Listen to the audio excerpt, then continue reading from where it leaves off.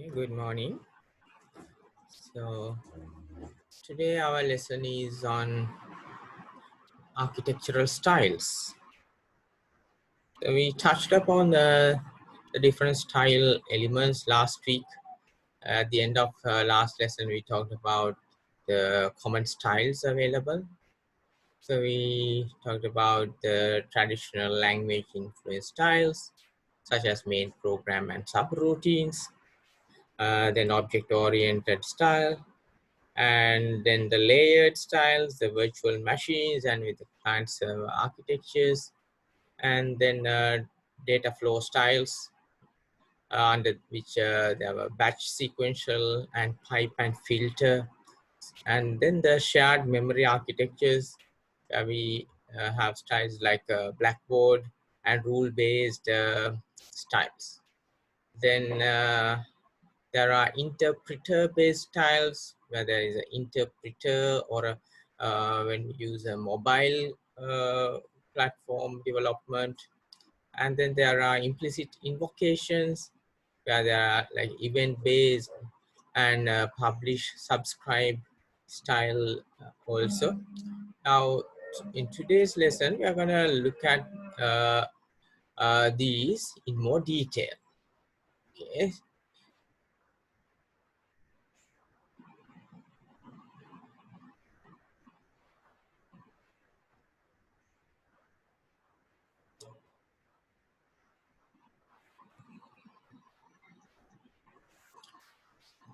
Yes. So first, let's look at the object-oriented style. In the object-oriented style, the components are objects. Okay.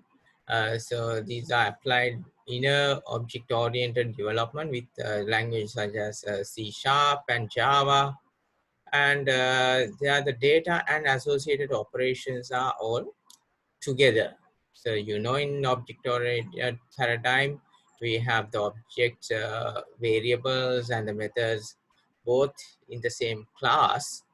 So with that way of thinking, we have these objects that have the data and the operations both together, right? So they become the components. Components have both the data part and the methods or the operations. Then there are connectors. Okay, so we have separate components which are like the classes, and then there are connectors. So connectors are the messengers and the method invocations. So there are input output messages, and then there are the public methods that are invoked by other classes. So they make up the connectors. Okay, and these object-oriented concepts can be applied invariant of the style. So there are some style invariants such as the objects are responsible for their internal representation integrity, and internal representation is hidden from other objects as well. Then the advantages of following an object-oriented style is that it is the infinite malleability of object internals. That is because we are like, now our components are the objects, and as you know, when it comes to object-oriented design, we have only the like if you follow encapsulation and abstraction and all those good practices of object-oriented concepts, then you will have infinite malleability of object internals.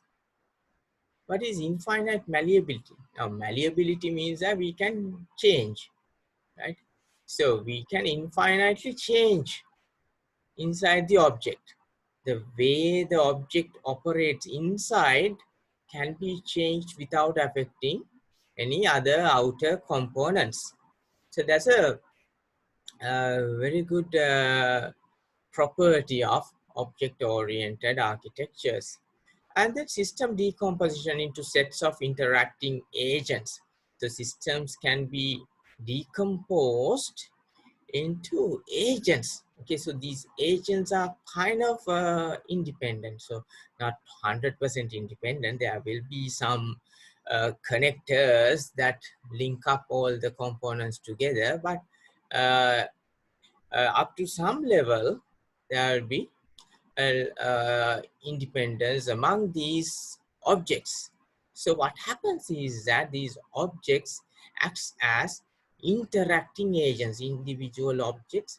uh, like if you draw a class diagram, you will see, like, unless there are dependencies, very strong dependencies, then the system can be decomposed into several subsystems or packages. Sometimes when you do Java programming, we identify packages, package structures can be created. So these create subsystems. So our big complicated system, you can divide into subsystems, and which can be managed separately up to some level. Then there are a few disadvantages to object-oriented style. Uh, like we have objects must know identities of servers, right? So objects should know who are they connected to, right, to work correctly. So for example, when you draw the class diagram for a object-oriented system, right, we have established the relationships. So relationships are made by the public methods, and public methods are going to be invoked, right, when you implement the system. So these are objects must know identities of servers. Otherwise, like you will not be able to, like on the fly, you cannot connect to any other objects, right? So identities of the servers have to be known beforehand. Then this is a side effect in object method invocation. So we have to invocate a public method in an object, right? So to invoke, to be able to like allow another object to invoke, to send a message to a object of another class, to initiate to do a method call, right? You have to know what is the class or the object from which the signal is, the invocation is coming, right? So that kind of limitations are there in object-oriented architectures.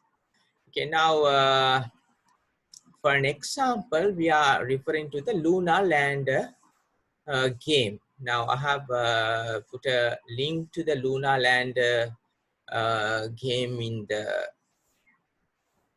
Moodle. Now if you take a second to just have a look at the lunar lander video, okay, so I'll just stop this slideshow and show you the video there. So I will not continue to the whole thing, right? So I just shared a YouTube video. Now if you are like interested in like analyzing how the lunar lander games have evolved, you can look at other versions. Okay, so there are other uh, versions of the lunar lander.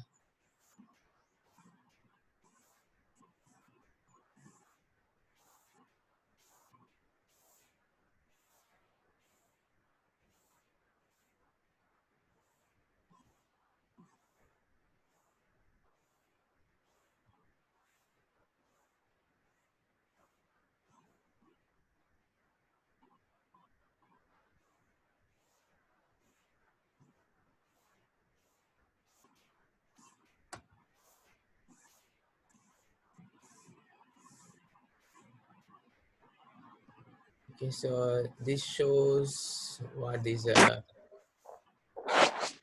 first version of the game created by Atari in 1979.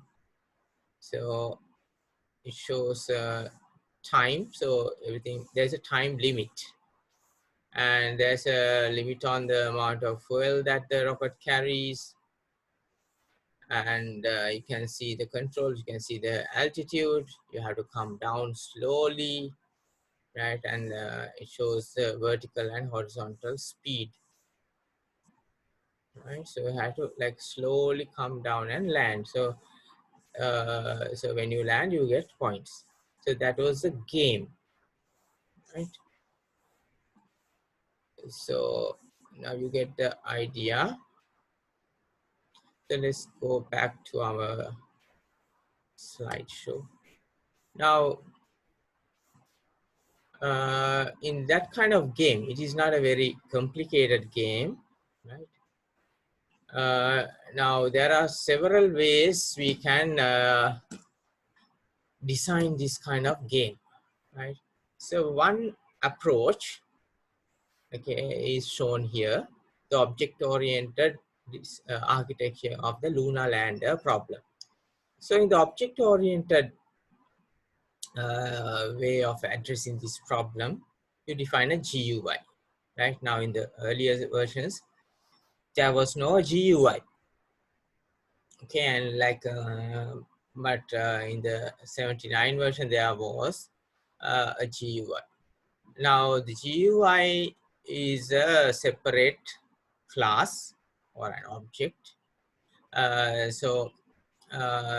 it is connected to the spacecraft object and the environment simulation object. And then there are the connectors. And so we are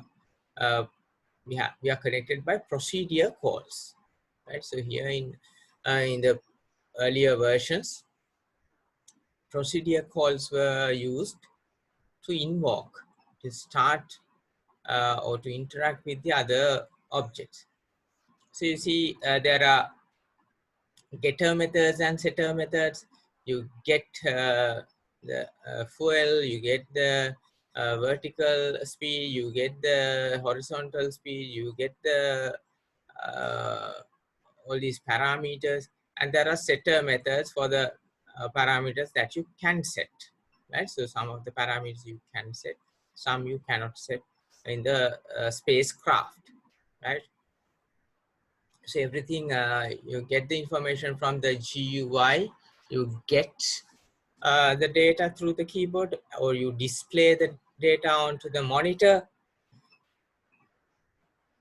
So spacecraft controls and like showing the variables happens. Then there are the environment simulation.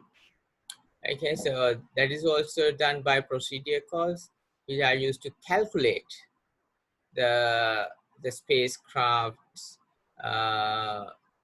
various parameters, which will be input to the simulation environment, which drives the game, and it outputs how the game looks, okay, into the GUI.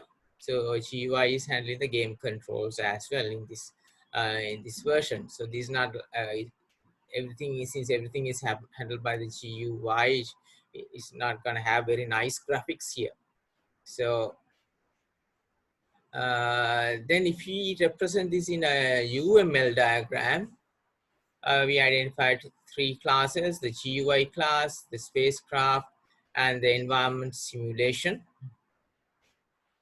And then you get a burn rate, display status methods inside the GUI object. Then inside the spacecraft, you have these parameters for variables are there. Then there are the setter methods and the getter methods defining the methods part.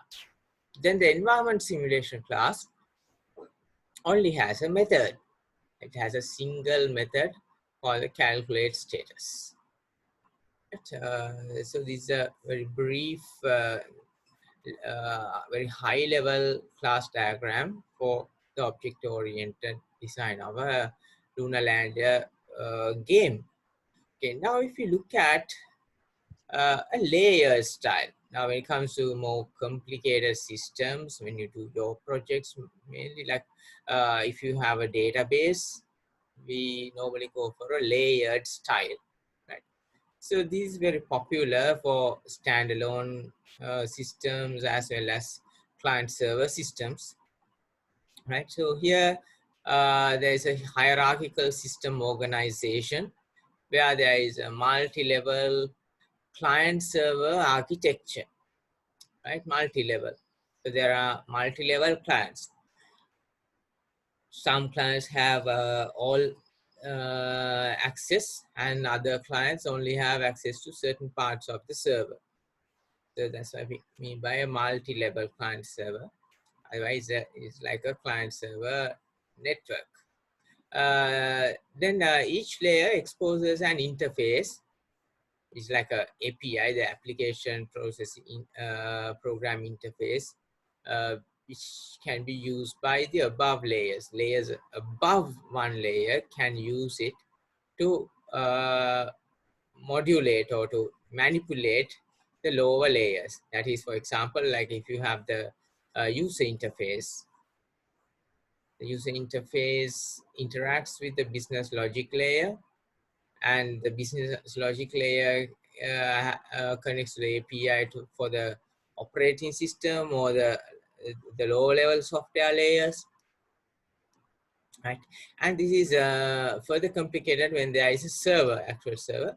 So then the server becomes another layer. So the server provides service to the other layers. Okay, so server we think as that is at the bottom, and clients are service consumers. Okay, so so in this kind of client server architecture, we have the service providers, which are the servers, and then service consumers in the layered style in different layers. Then there are connectors. We have to define the connectors. So here connectors are protocols. Okay, so in a client server architecture, we know that for the client to get some service from the server, it has to follow a certain set of rules. So these rules we call protocols. So these protocols, or the way that the client is connected to the server, is defined as the connector. It is the protocol of the layer interaction. So you have to follow a specific API. So if the API is not followed, then the interaction or the communication will not happen correctly between the clients and the servers. So for example, when we have an operating system, right? So you have to like operating system is a bit like a server, right? On a standalone machine, say you have Windows or Linux or Ubuntu, then to start a particular program, you have to give a instruction to this operating system, right? So there's a way that you give that command. Now, say in Linux, it's very apparent. You have to, like, if there's no GUI, you have to type in everything. And even in Windows, there is a specific way you have to, like, click the Windows button, find the program, or find some kind of like shortcut to double click and then start the program. So that is the protocol we are referring to. There's some specific ways, some specific interface that we have to go through to connect to the server. Then in a virtual machine, now I'm sure you have worked with virtual machines like the Oracle and Oracle virtual environments, and then there is VMware. So sometimes when we don't have enough resources, or because it is difficult to install software on each and every machine, we sometimes use VMware, right? Oracle virtual box software, right? There are so many virtual machine software these days. And when you are working on the cloud also, when you are interacting with a cloud server, so it is you only get a virtual machine to interact with. So this kind of virtual machine style results from fully opaque layers. Fully opaque means you don't see, like say you are interacting with a cloud. So say you get some Amazon web services, AWS, for some say machine learning algorithm. So you run some machine learning algorithm on a AWS server, and you really don't have no idea what is happening, how it is created, or any of the none of the details are visible to you. So it is fully opaque layer. So you just provide what you want to the AWS, and AWS handles everything and will give you a final result. So in that kind of style, so if you integrate that kind of cloud server in your architecture, it's gonna be a fully opaque layer. But on the other hand, if you are like managing your own server, certain things can be like made uh, visible to the other side, right, through the appropriate API. So it all depends on the interface. Okay, so the advantages of following this kind of a layered architecture is that it increases the level of abstraction. So you don't have to worry about what happens, right? So once you like identify, say, like just consider having a cloud solution for some part, right? Some complicated machine learning algorithm, you just run on the AWS. Then it increases the abstraction level. So you don't have to worry about that. You only have to worry about the GUI, getting the correct values, just the business logic to pass the appropriate values to invoke the AWS correctly. Then it keeps the abstraction level at a higher level. You don't have to worry about the small details thing. So that is one advantage, increasing the abstraction level. Then evolvability.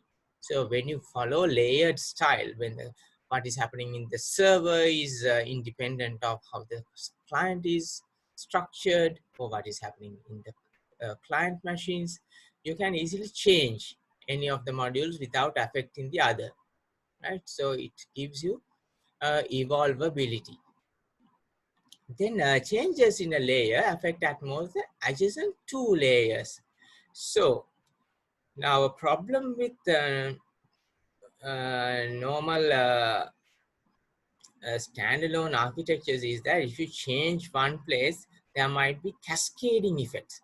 Okay, one change will result in another change. It will, like when you change that, you find that another module has to change. So like that, so many components get changed by a single change. Now, if you follow layered style,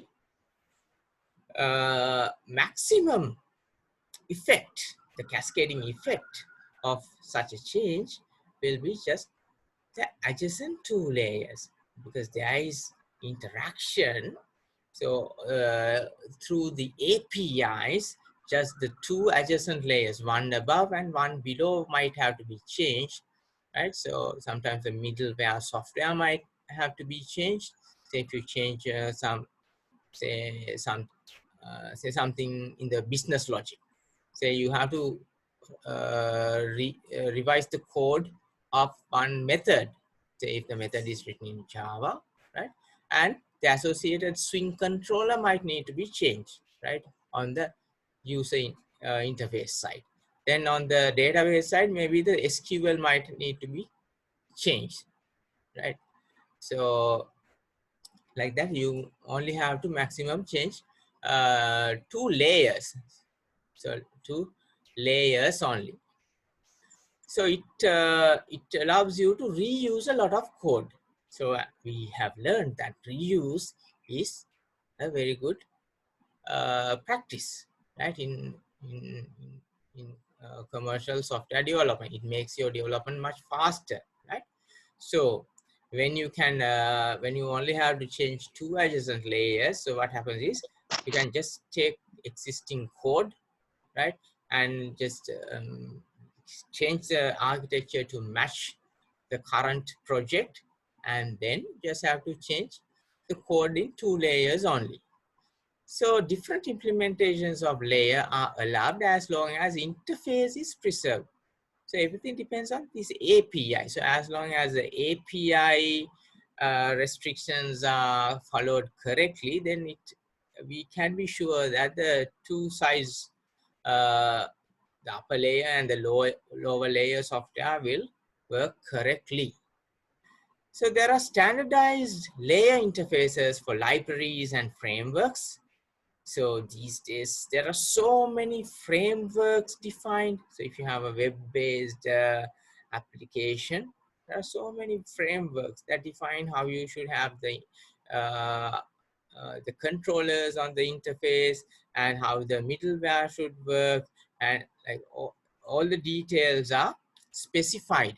So if you follow standardized layer interfaces for the libraries and follow frameworks, you will have less problems towards the end, and maintenance is going to be easy as well, because everyone will know about these frameworks and the standard interfaces. Now, some disadvantages of following a layered style are that it is not universally applicable. So there are like even though there are standards, so these standards vary. Now, if you're having a like Windows server, different standards. If it's a Linux server, different standards. AWS, different set of rules. Microsoft servers, Google Cloud, different thing. So that kind of like it is not universally applicable, unlike in object oriented. So if you take an object oriented paradigm and model, then say the getter methods and setter methods, no matter the language, C# or Java or any other object oriented language, the meaning is the same. But here in the layered style, your style decisions might not be universally applicable, because like the industry is not yet converged. So that is a problem. Someday it might converge to one universal like one set of rules, but currently no, right? Then there will be performance issues, because there are so many layers that communication through the layers will depend on the middleware software, their communication channels, then sometimes the internet, sometimes IoT devices have to connect to wireless internet. And so the performance is usually affected, right? But still there are like cloud-based systems that are used for commercial applications, right? But still there is a lag, right? You will like the customers will complain of those things currently. Then the layers may have to be skipped, right? So sometimes, even though when we define the architecture, we identify all the layers to be separate, but when it comes to the implementation time, some of the layers might just get amalgamated into one layer, right? We might mark like this is the UI, this is the business logic, this is the database, and then you put another layer in between, the middleware, the firewall, the security layers, right? And then a server, cloud server separated. But then in the real implementation, it comes to the real world, we will have to determine the correct abstraction level, right? So abstraction level means what is the level at which we conceptualize, right? So there are various levels of abstraction that might be suitable for different projects, right? So some projects, like it depends on the stakeholder involved as well. So if it's the client side stakeholders, they might not need all the technical details, right? About how the interfaces are, like how the middleware is connected to the hardware, and how the middleware is communicating to the business logic programs or individual programs, right? What are the methods? What are the arguments passed? Right? So that kind of details are not needed most of the time, right?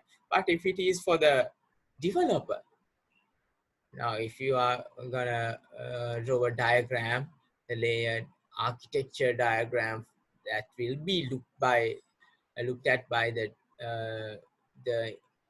programmer, then it is important that you have all the details. So different abstraction levels might be needed. So several diagrams might be needed in the end. So in this kind of diagram, where we show virtual machines. So in the layer 1, have one virtual machine called program A, which is running independently of the others. And in layer 2, right, so maybe the layer 1 is the user interface, and which might be like a web page running on a server. Then layer 2 might be another virtual machine running on another server, different programs, program B and program C running on a second server. And we might have another cloud server somewhere else, which is running the backend, right? So program D.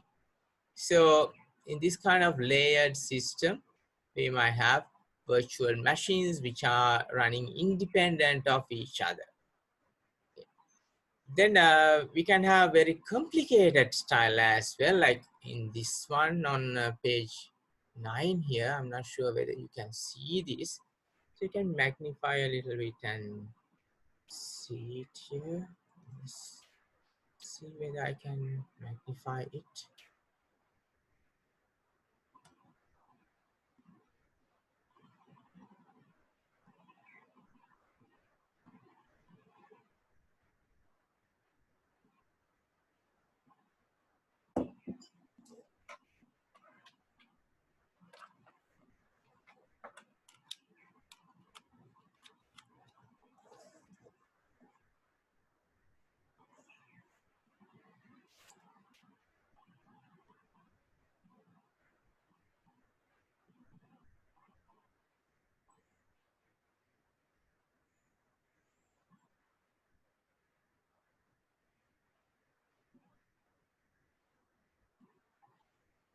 I think I cannot magnify this way.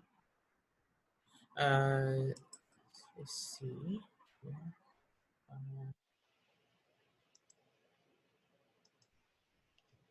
I'm not sure what you are seeing here. Do you see the magnified image? Yes. You can unmute your mic and just tell me whether you can see the magnified image or not.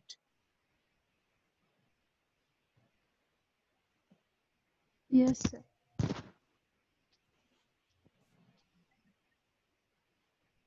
Yes.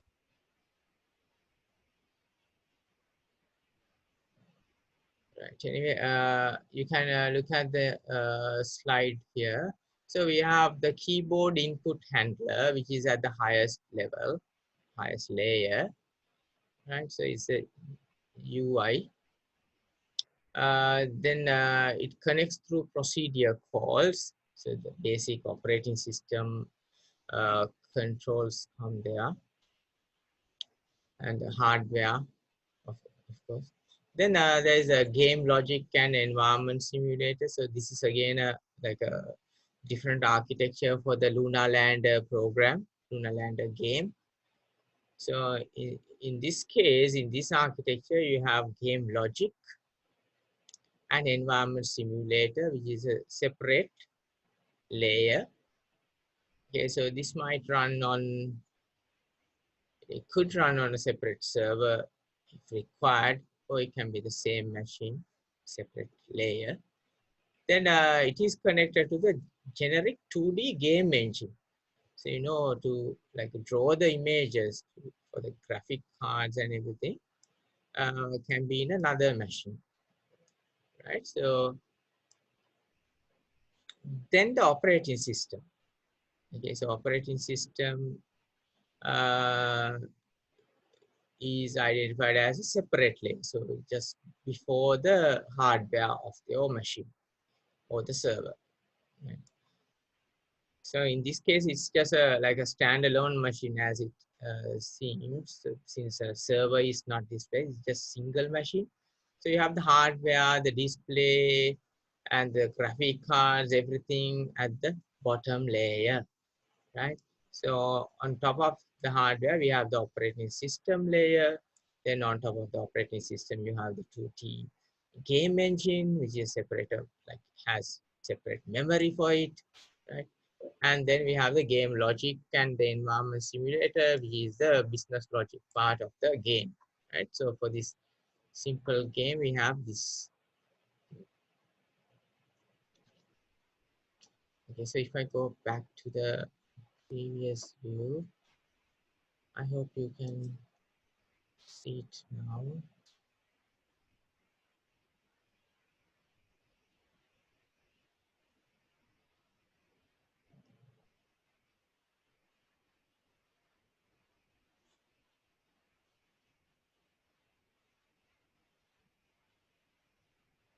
Okay, then let's go to the next tile, which is I think you have like seen this tile previously also in your software engineering lessons. We have talked about client server types, right? So these components are clients and servers, and so so we have independent clients and independent servers, and servers do not know the number or the identities of clients, right? So server is just providing a service. So unlike in the previous styles, here the server doesn't need to know who are the clients or how many clients are there. Right? And the clients know server's identity. But the client components will know how to connect to the server, what is the IP of the server, and all the details. So server is accessible to the clients. Then there are connectors in this tile, which are the RPC-based network interaction protocols. So the communication depends on your network. So if your network is a wired network, it will have some, say, Ethernet. Okay, Ethernet protocols will apply. So if it's some Wi-Fi connection, right? So in that Wi-Fi environment, that LAN settings will affect the protocol and how you communicate. So all the things like the topology of the network and whether you have some serial bus kind of a connection or whether it's like dedicated lines used will all affect the connection in this client server architecture. So if you look at a Luna Land example, which uses a client server architecture. So now this Luna Land, even though it's a very simple game, it can be modeled in different architectures. So if you have a separate server, right, for the game, so there's going to be a game server, which is shown here. So in the game server, we're going to look at the game state. Game state refers to all the variable values of the game. Then the game logic, the business logic of the game, like whether we have fuel or not, or whether we're going to crash the rocket or not, is the game logic here. Then there is an environment simulation.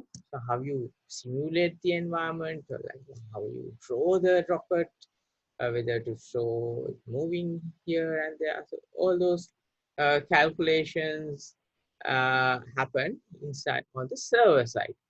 Then on the client side, we have 3 client machines, okay, shown here, and each is doing the same thing.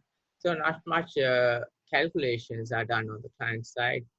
So each client can get the information and display the information of graphics and do some graphic processing to show the game correctly on each of the client machines, right? So the control happens, the communication happens through procedure calls from the client side to the server side, right? So client machine is able to communicate and connect to the server.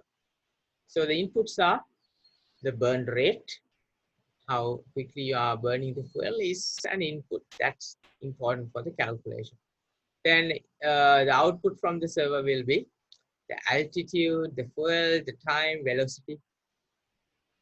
All those parameters will be output from the server to the clients. And the client will show it.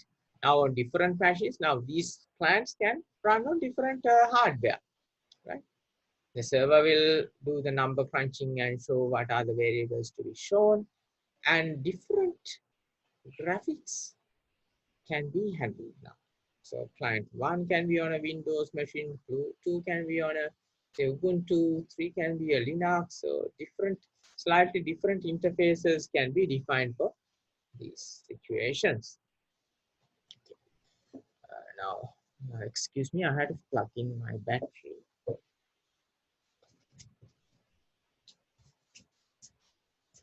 Okay, sorry about that. Now, the next style we are gonna look at is a data flow style. Okay, so there are two data flow styles that we are gonna look in detail. The first is the batch sequential. As the name suggests, batch sequential style is a sequential way of processing. So you know sequential processing, you have several modules or components and you first give all the data. Now this is referring to the way we handle data mainly.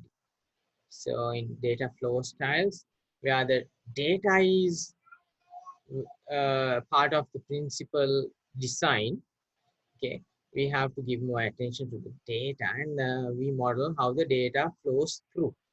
So in batch sequential, we do a batch process on the data, right? We amalgamate all the data for a specific component and give all the data at once, right? At one time. So it's not one at a time. You amalgamate everything and do one query. So it's like, say when you are processing the salaries in a system. So at the end of the month, you calculate salaries for all the employees in a company. So in that kind of system, you do see batch sequential. So you do the calculation in a batch. So batch of employees for a month, say calculating salaries of month of March. You do it on say 25th of March, right? And when you start the calculation, you do sequentially for all the data that you have, right? Then comes the next step of execute.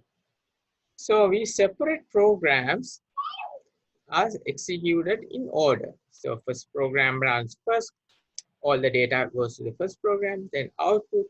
So then it is fed to the second program, so like that.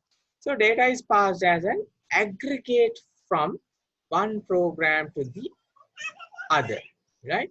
In an aggregated form, right? Aggregate means like all at once, not one by one. That's the main thing.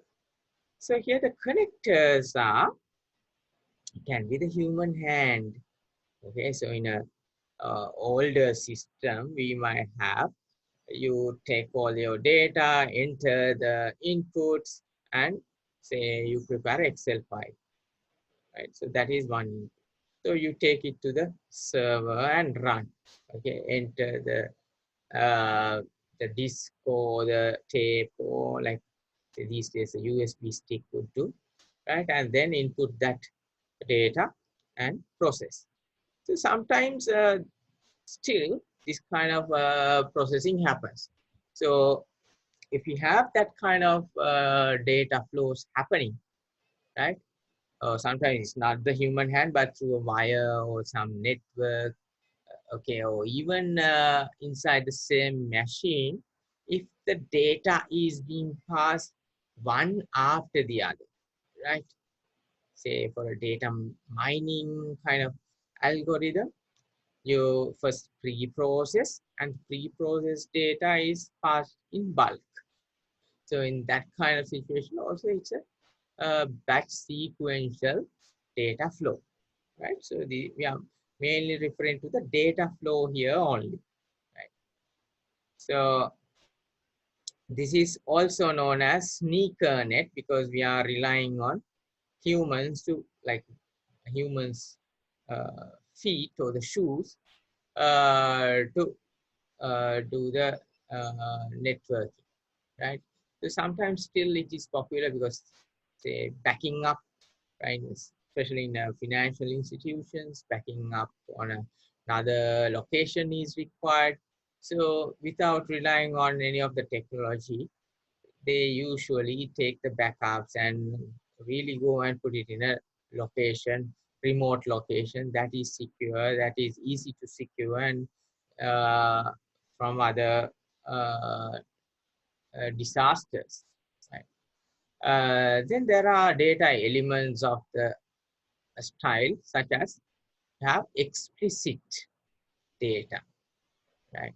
And aggregate elements are passed from one component to the next upon completion of the producing program's execution. So, as the name suggests, this is sequential. So, we normally associate sequential processors with very slow processors, right? So, why? Because you have to wait until one program finishes the calculation. So, that is the case here. We have explicit aggregate elements that are passed from one component to the next after the first program is finished. Okay, you have to first finish the first program, then only all the data is pushed to the next one. So then again, at the next step, second program, everything is input in aggregate and it will start processing. So typical users of this kind of batch sequential data flow styles are still used in financial systems, so especially banks and other financial institutions, maybe insurance, finance companies. So they all follow this batch sequential because it's very fail-safe, right? Even if some problem occurs, you can verify because here the responsibility of each operator is very like high. It's a high risk operation. So each person will only take responsibility for the part that they do. So that is the normal industry norms in that kind of financial system. So it is defined as a granddaddy of styles. Why? Because it's a very, very old style, right? It's just like kind of like a automated uh, system which was like initiated in the 1800s, right? So banks have been operating for a very, very long time. So software systems came very like late to their system, but they still rely on their system. So we call it the granddaddy of styles. So here we show example of a batch sequential architecture for a financial application. So this shows how the daily transactions of a bank that come in some sort of tape. It can be a DVD these days. Okay. But anyway, it is sorted by the account number, okay, which is the first processing that happens. We are sorting. It's a simple sorting algorithm runs, right? But you have to wait until all the accounts are like sorted by the account number. And then we get that output on another tape, or it can be on a memory stick or whatever. Then these sorted transactions are fed to a process transactions. And then we have the master account tape, which has all the details of the account holders. And after applying the process transaction, we update the master tape. So this is kind of a risky process. You have to keep track of what was updated and what was not updated, right? So then after updating all the today's transactions, then the updated master account tape will be available for tomorrow's use. And then at the end, another batch process of printing the summary of accounts. So in these industries, financial industries, you need to have the proper evidence. So all the hard copies are printed. Right? So printed summaries are created, and the printed file. So you have to print the file, which is again another batch sequential process in this scenario. Okay, so like that, you see that batch sequential, even though it seems a bit out of date, still has use, still is important, because legally banks are required to do these things, and and these are some fail-safe methods, especially during uncertain times, right? When people could litigate the company, the bank, have to keep proof of how you did, and have proof for like who is gonna take the responsibility also. Now for the Lunar Land problem, which is like a very trivial game if you like consider all the complex software, right? Now we can implement a version of Lunar Land with batch sequential, right? Can we? So let's see.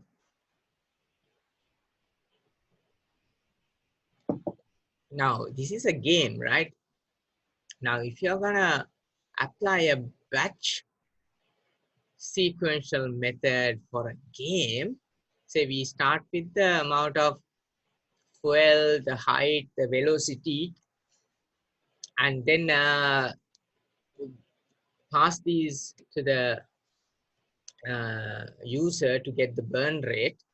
So that part is okay, right? So you accumulate all the parameters of the system, show it to the user. So user will input a velocity, right? Or how the rocket should be propelled, and how much fuel to burn in which direction, right?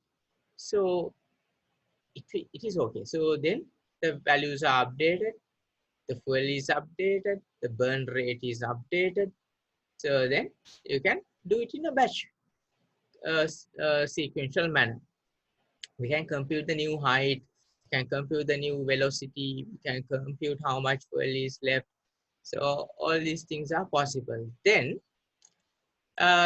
we can display the height, the velocity. So we can display that the rocket is going up and down. So that also is possible. Then we update the values. Right now, this will result in a very slow game. So it's like you're like putting the numbers on the keyboard. Everything will be analyzed and then update. So if we really implement a game like this, it's gonna be very jittery. You know, jittery is gonna like go in like a lot of steps will happen at once. So it will not have the smooth uh, performance of a uh, the smooth performance that we expect in a computer game, right? So because of this is gonna jump in steps. Okay, you do a batch of things, do jump. Then another batch, you jump somewhere else. So it is not a very suitable recipe for a game. Then another approach is the pipe and filter style. So both these are data flow styles. So in the pipe and filter data flow style, we are going to look at the programs that are in our system as filters. We are referring to our input as pipes, right? So pipes are the pathways that brings the data from one place to the other. And the programs that we run are known as filters. So it's like when you have water going through one point to another, right? So it's starting with, say, in our water purification process, we start with natural water the, in the river, right? There will be a lot of waste or dust and mud and things that need to be filtered. So at the first level, you get the raw water or the natural water. You filter it to some level, like just the dust and the particles that you can see, and then bring that water that goes through the first filter. Say, like you have a normal, just say, piece of cloth to filter out the dirt. Right after that, the water is somewhat clean, right? But still, it can have the bacteria and the viruses and all the germs. So the next filter, we might subject it to like chlorine and other uh, things. Operations will be done to remove the heavy metals and things, right? So that is a secondary filter. So after that, maybe the water is consumable, right? So that is a simple example of a pipe and filter. So we bring water through pipes and subject it to filters that will make changes to the our data, right? So in this data flow architecture, now remember, we are not dealing with water, we are dealing with data. So our data comes from somewhere, from some source. It can be from the user, it can be from another database. So the components that we have, which are the programs that we have in our system, act as the filters. So these filters or the programs transform our input data streams into output data streams. So it's like a stream of water. So unlike in the batch sequential, we are not waiting for the whole batch of items, the batch of data to finish before applying that data to the next step. So this is a continuous flow, right? Data is not uh, uh, accumulated. So that's the main difference between batch sequential and the pipe and filter types. So it is possibly incremental production of output. So because of this streaming nature, you get one piece of data, you apply the program and you get an output, and that can start work on the next program, right? So like that, uh, it is not a batch process, which leads to an incremental production of the output. So in the end, your output will be created little by little. And here the connectors that we are referring to are pipes. Okay, so the pipes are like conduits for data streams. They like the conduit pipes that we use to like uh, send water around the house, right? So here our conduits or the connections are the connections of data. So we might have input output streams defined for a database. So the queries of the database, how we bring back the results from the database to our program. So all these act as connectors. So these are also referred as pipes in this model. So pipes are actually data connections. Right? Then we have these style invariant properties in the pipe and filter style, which are filters which are independent, right? So these filters or the programs that we have are independent components, right? So the way that one component is programmed will not affect how the other is programmed. So unlike, object-oriented paradigm where we had both the data and the methods together, here there's no shared state. We only have very independent methods running. And the filter has no knowledge of up or downstream filters. And each filter, each program component, each method part will not know how other programs are handling the data. Right? So here we have some examples where these pipes and filters are applied, especially in the Unix shell. Okay, so in the Unix operating system, it works as pipe and filter mechanism. And when you have distributed systems, you have subsystems running on different places, geographically different places, different machines, different servers in remote places. So in that kind of places also, we have separate programs running at separate places. And unlike in the batch sequencer, you don't have to wait until the server is finished. You can set a stream, and one by one, the server will process and send the output to another component, the next filter. And in signal processing also is following a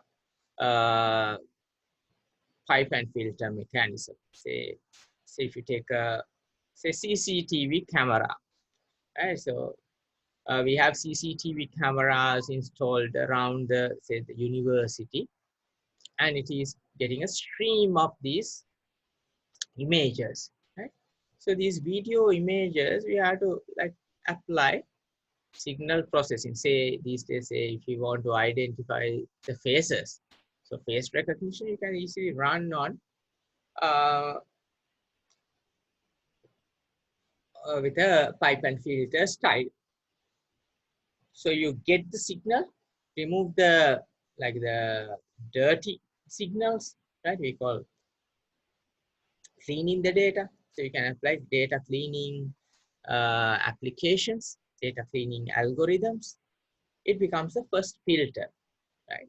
And also known as artifact removal. So sometimes we have artifact like when there is lightning creates artifacts. When there is like voltage surges, or if there is power outages, so that noises like that will need to be removed. So that becomes the first filter.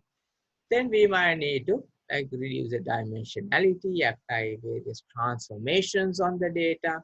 So it becomes a second, a different filter. So then you might have a clean signal later on, right, which can be used for analysis and output some control signal. Right? Say, for example, a burglar identification system or a CCTV.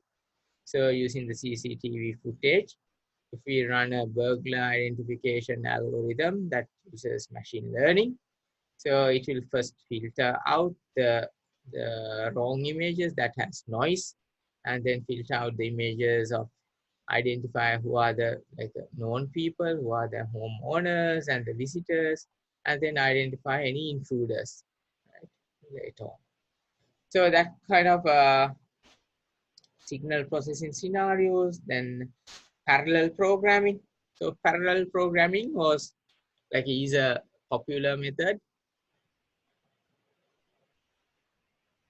So in parallel programming, we can do like this is multi-threaded programs can be created on the same machine, or we can have real parallel processing with multiple machines or multiple even multiple cores of processors on the same machine. This kind of parallel programming also we will follow pipe and filter style. So then you apply data one at a time.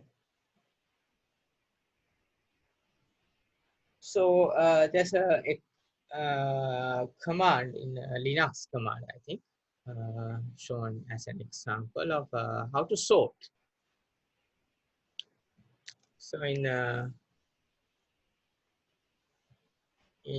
this shows how the Unix shell operating system sorts some files.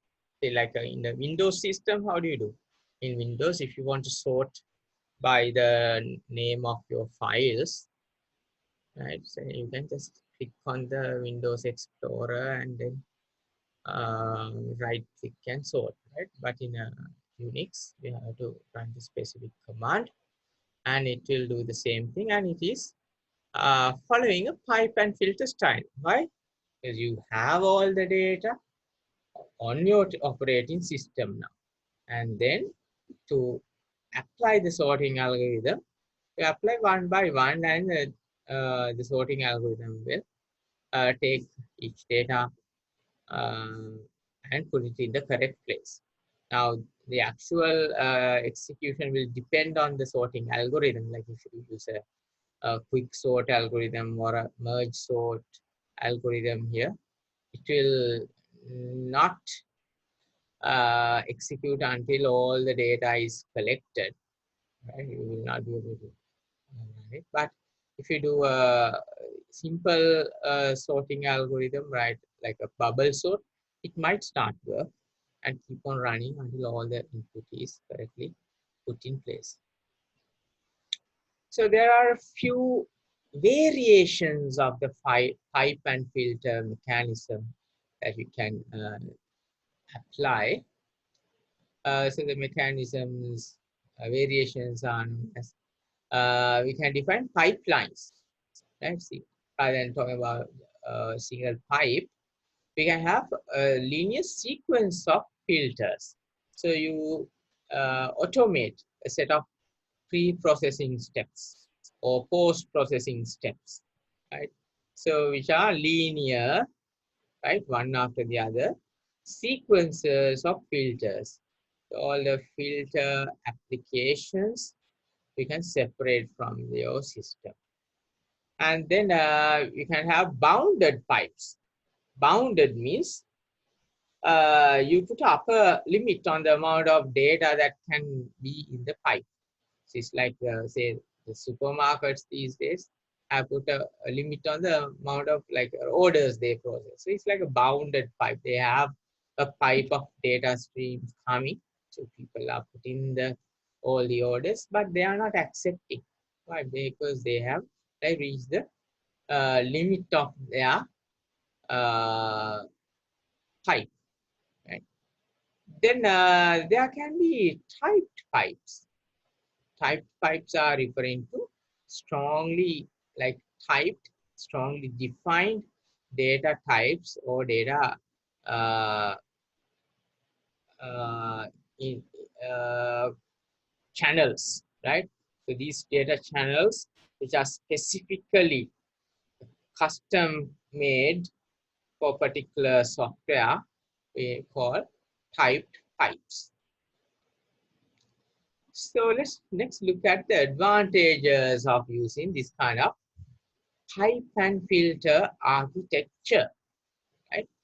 So if you use a pipe and filter architecture, we have advantages such as the system behavior is a succession of component behaviors. So the system's behavior, like whether, like for example, whether the CCTV is able to identify a burglar correctly, is a succession of a series of components. So all the programs that you run from the first step, like removing the noise, if the removal of the noise is not correct, then the next step is going to be affected, right?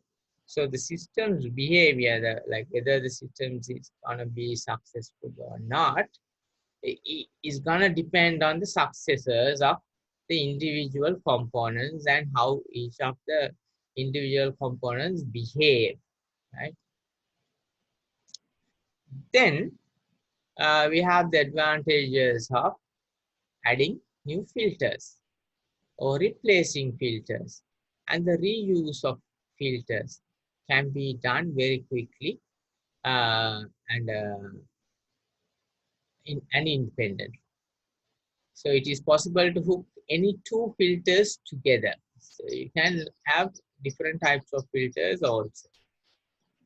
Then certain analysis can be done very easily. You can analyze the throughput. Right? Throughput, what is throughput? For a amount of time, how much is processed. Right? So it's very easy because unlike in a batch process, you don't have to wait until the batch process finishes. You can dynamically get how many cases were and like executed, right, at a given time. So you can do throughput analysis, latency analysis, and deadlock analysis on the database, right? When you have a database, when you try to update same row or same record, sometimes you run into deadlocks.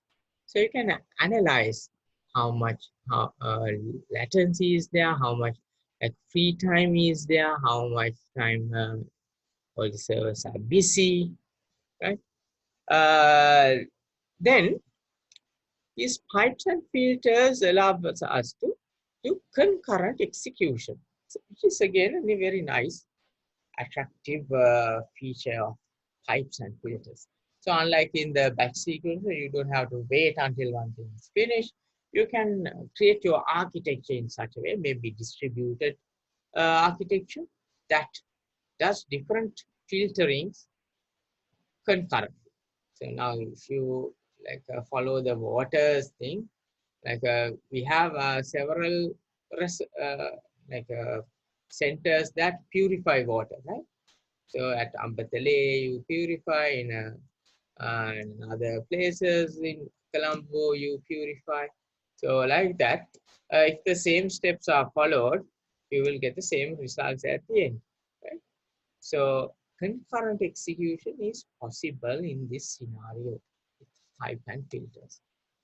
Then some of the disadvantages of using pipe and filter architecture are that the batch organization of processing. So even though the data we can get as output from the first component, right? So there are situations where the batch organization is applied. So it is true that the data will be handled one after the other, right? It's not going to be aggregated, but still you're analyzing or you're running the algorithm on an individual data level. So that is going to slow down a little bit. So unlike in the batch processing, everything is input at once and like it's like loaded to the memory at once and output at once. So but here we talked about streaming data as well. So you will have to like do everything online, right? So it is sometimes a disadvantage because even though the data is coming in a stream, we are organizing the processing in batches. Then we have problems with interactive applications. Why? Because to get a output to show some kind of feedback to the user, we have to wait a long time, right? So these days, a user is not willing to wait very long to see the result. They will expect to like just invoke a method and see the results. So even very, very complicated algorithms, users have very high expectations of getting a result within a few seconds, right? So no, practically it is impossible. Then another disadvantage is the the use of the lowest common denominator on data transmission. So the data transmission speed is going to be the limiting factor in these pipe and filter architectures, right? So the data transmission, how quickly the data can flow from one place to the other. So since we are not going to follow the batch sequential, if the process is going to start as soon as the data object is received,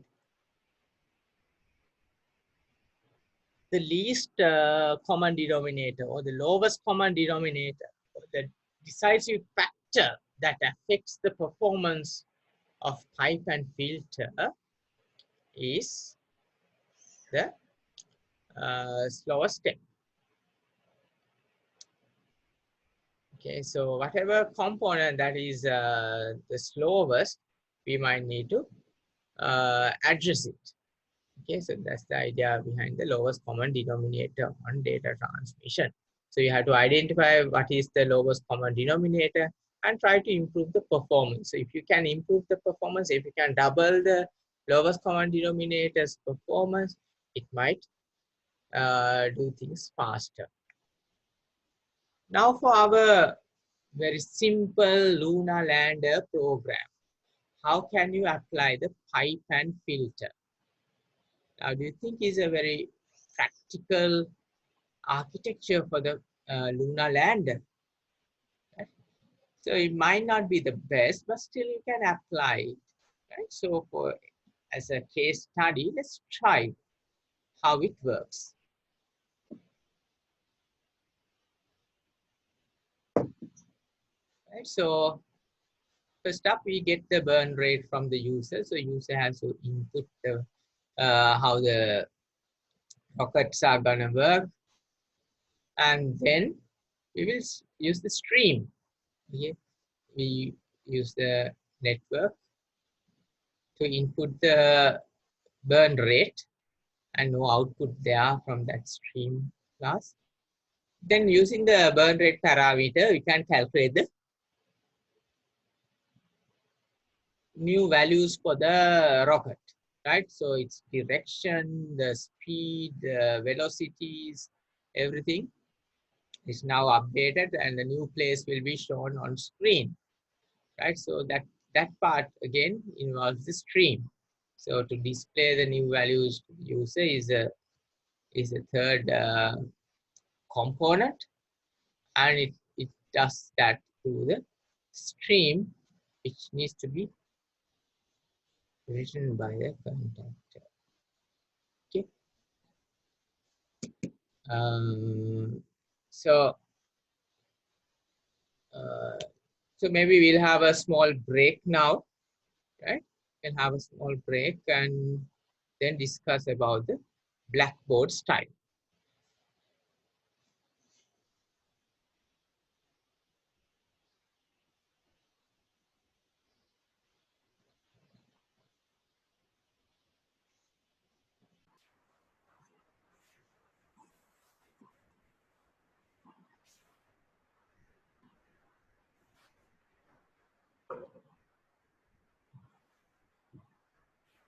Okay, I hope you can see the shared file. Can you see? Let me check. The share screen again. Okay. So the next architectural style we are going to look at is called blackboard. Now, what is the blackboard? Now, blackboard style refers to style that we use when discussing complicated problems sometimes, right? Like when you have a blackboard and like you have a discussion, one person will go and write his idea, and another person will like then take on that idea and improve, right? So that is known as the blackboard style. So here we follow that kind of problem solving approach for our system. So there are two kinds of components in this blackboard. So there is going to be one central data structure, which everyone is gonna uh, like interact with. It's like a central database, or uh, this central components can be a information system, it can be another vital subsystem. So this should be at the center of this architecture. So this is known as the central data structure. And there will be components operating on the blackboard. So the central data structure we call the blackboard, and the supporting components will be around it. They will have links to connect to the blackboard whenever needed. So it's slightly different from the shared memory. Now, you know that we can have a shared memory location using which we can give access to memory location, which can be accessed by everyone, right? So here the main idea is not the way we implement, but the architectural model, right? So basically we must have some central component or a database that everyone will be able to access. So here there is less security. So unlike in a layered architecture, in a layered architecture, not all the users will be able to access the database, but here the blackboard will be accessible to all the components. So this will have more performance, right? So which will be useful when solving very complicated problems, especially in machine learning and AI. So that's why, like, uh, we have it in the slide that says that examples are typical use for AI systems.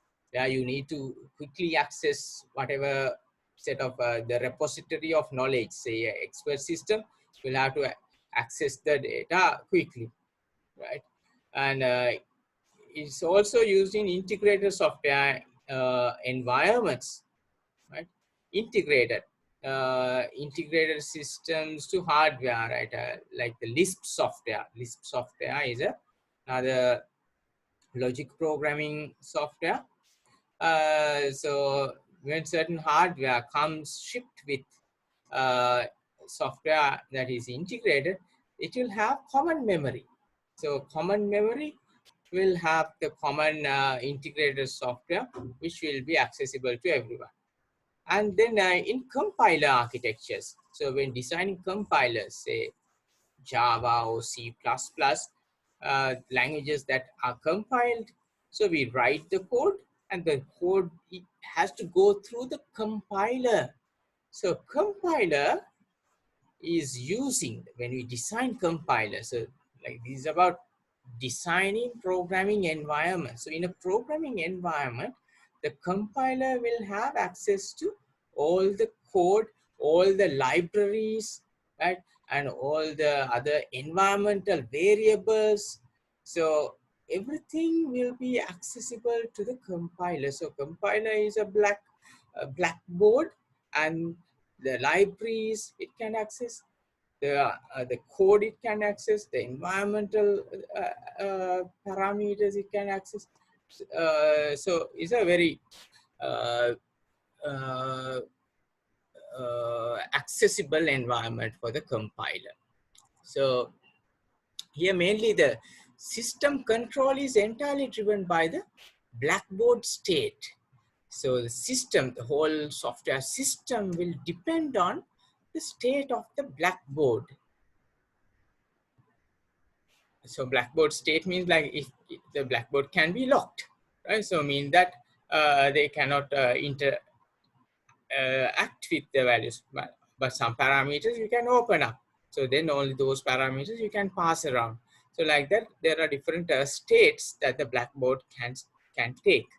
But basically, this is like referring to an environment where a lot of discussion can take place. So like that, this openly accessible part of the memory we call the blackboard will be at the center, and all the components, other components will be given access, right? So here one thing you have to remember is that security is bit risky here in the when you have a blackboard style, but then you should define a firewall outside this blackboard style module, right? So you only use a blackboard style module for the like the complex problem solving components, right? And then think about the how to make the whole software more secure.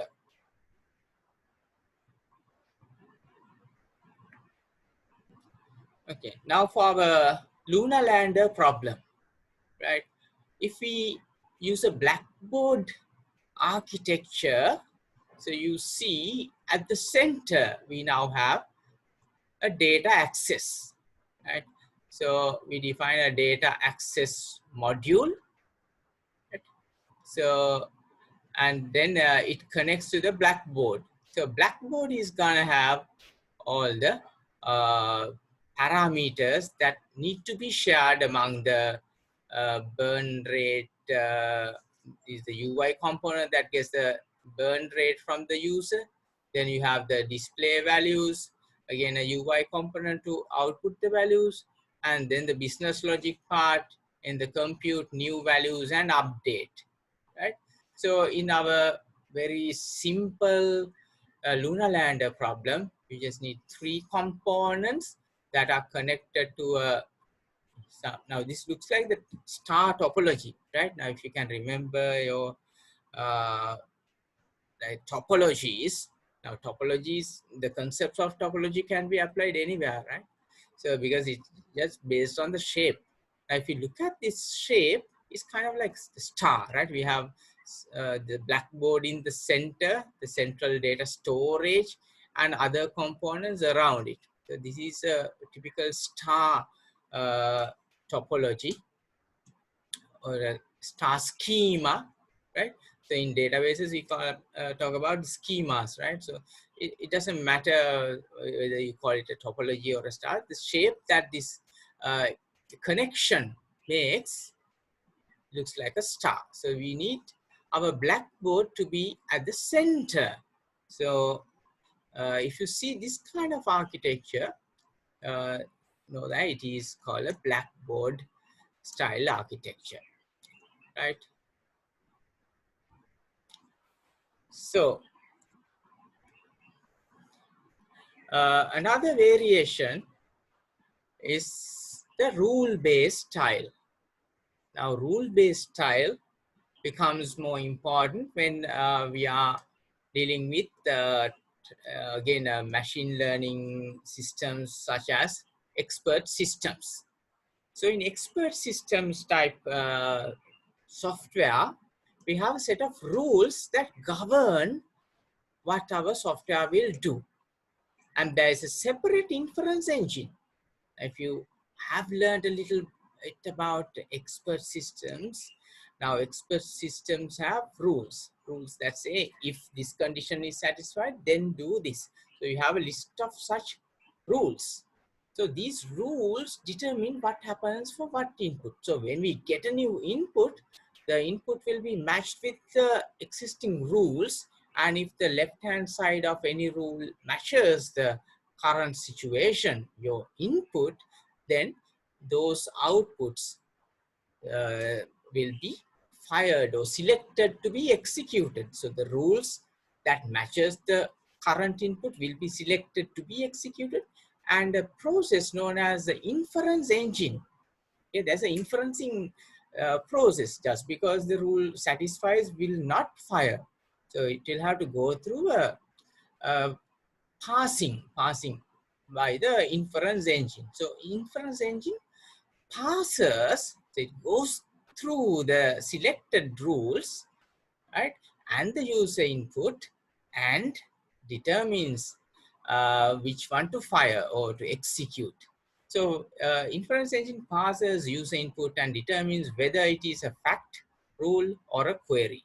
So fact is what we get from the input, the user inputs, current inputs, like say if we develop a expert system to decide something like whether you will enjoy playing a sport, right? So it will look at, it will have rules such as, now this is a classic example in machine learning expert systems. There is an example called playing tennis, right? Enjoy tennis, right? People enjoy tennis when it is sunny outside and when it is slightly windy outside, plus when there is a like a slight rain, okay, and warm temperatures.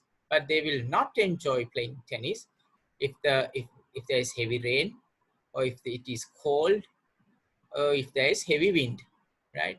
So if we enter the environmental conditions, we can enter the temperature, whether it is hot or cold, whether there is raining or not, and how much wind is there. Then this inference engine will go through the rules and our current situation, which is the fact. And then like when we ask the question, will we enjoy playing sport under current situation or not, it will give the answer. Now the queries are normally like in the language of expert systems, like shown as missing values, or like we don't give the exact value for that, and then expert system will generate the most suitable value for that. So that's how we query. So it's like the SQL queries. Now in SQL query, you can like the select a star or select the attribute, and like from the table you write, right? But in Express systems, query is a specific command, right? So we don't have to worry about that now. But to understand how rule-based style work, right? We have to understand that there is a separate rule base which is describing what to do under which context, and we will have the input. Input is the current situation, which makes the fact. So fact is something that you cannot change, right? And rules, you have to select what are the rules to fire, and based on the inference engine, rules will be selected, and then they will be like when you ask the query, it will be fired, right? It will be executed. So if it is a fact or a rule, it adds this entry to the knowledge base. So if you add a fact, like it is sunny outside, so it will add that it is sunny now, right? Then if it is a rule, like if you no longer enjoy playing sports when it is sunny, it is very hot and humid and too much sunny, there is a new rule, right? For us, if it is too hot and too sunny, we might not enjoy, right? Whereas the Europeans will enjoy the hot sun, right? Like we can include a new rule, okay? So can write a new rule, add it to the rule base. Then it queries the knowledge base for applicable rules and attempts to resolve the query. So when we ask, when will we enjoy playing tennis, or will we enjoy playing tennis when it is uh, drizzling, or when it is cold, or when it is very hot outside, so like that, then it will look at the rules and find the solution and give. So the components of this kind of rule-based style are that it will have a user interface, because the user will have to input the current situation, right? And user might need to input new rules as well. Then there is an inference engine that determines what are the rules that can be executed that matches the current situation. And there is the knowledge base. So knowledge base is made up of the current knowledge. What is happening now, right? So is it sunny? Is it raining? So all those things will be in the knowledge base. Right? So these are the three components in the rule-based architecture. And the connectors in the rule-based architecture are tightly interconnected. So there's a lot of dependency. So it's not like object-oriented method passing scenario. Everything is normally in one shared memory. So components are tightly interconnected with direct procedure calls and or shared memory. So there is no data hiding between the UI and the inference engine and the knowledge base, everything together. So the data elements are again facts and queries. So you can have facts, right? Facts can be the rules that we define, and facts can be the current situation or the knowledge that we have input, right? And the queries are the questions that we ask the system, right? Like when will we enjoy, or will we enjoy under these conditions? So that kind of queries can be formulated in different ways, but have to follow very strict syntax is there for the queries, right? So behavior of the application can be very easily modified through addition or deletion of rules from the knowledge base. So the behavior now, whether our system will select, will output that we will enjoy playing tennis when it is very hot and humid, can be easily modified by adding a rule saying that we will not enjoy playing tennis when it is hotter than 30 degrees, right? Or when it is humid than 90%, right? So whenever those conditions are satisfied, we will not fire, like we will not select that we enjoy playing the sport, right? So the behavior can be modified easily through adding or deletion of rules from the knowledge base. And then you have to be careful when a large number of rules are involved.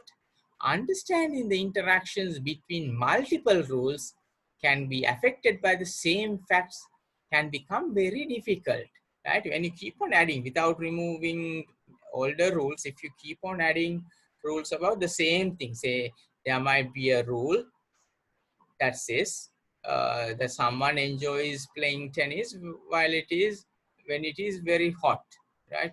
So you have to specify, like you have to go into detail and see what is very hot, right? If it is saying that a certain person might enjoy playing tennis at 30 degrees, whereas you don't enjoy and you want to modify, it's better that you remove the original rule. Otherwise the system can come to unstable state or like give erroneous answers to the queries, right? So now for the Luna Land problem, for our simple Luna Land game, if we try to apply a expert system approach or a rule-based decision making approach, right? Now here we identify three modules. We have the user interface that gets the facts, right? The facts are the data, right? The data, say the current values, say the burn rate of the rocket, which might be, say, whatever value that the user inputs. Say if the user inputs 25, it will have a burn rate value of 25. Then I have to specify the goal, right? So the goal will be to have the spacecraft landed, right? So at that goal level, you have to control the rockets to achieve the goal of having the spacecraft landed safely. So then our connection is through a procedure call. Even though we call it a procedure call, it's not like a very like information hiding or encapsulation in the environment. So these are just basic procedure calls that happen, can be even memory sharing. So then through the procedure, we give our inputs of the user inputs or query, and then the inference engine will output the variables that are resolved or give true false kind of answers, right? Variables resolve mean like we can give with missing values. When we give with this missing values, like when it is sunny and when it is no rain, and if we enjoy the sport, what is the wind condition? So we can query like that.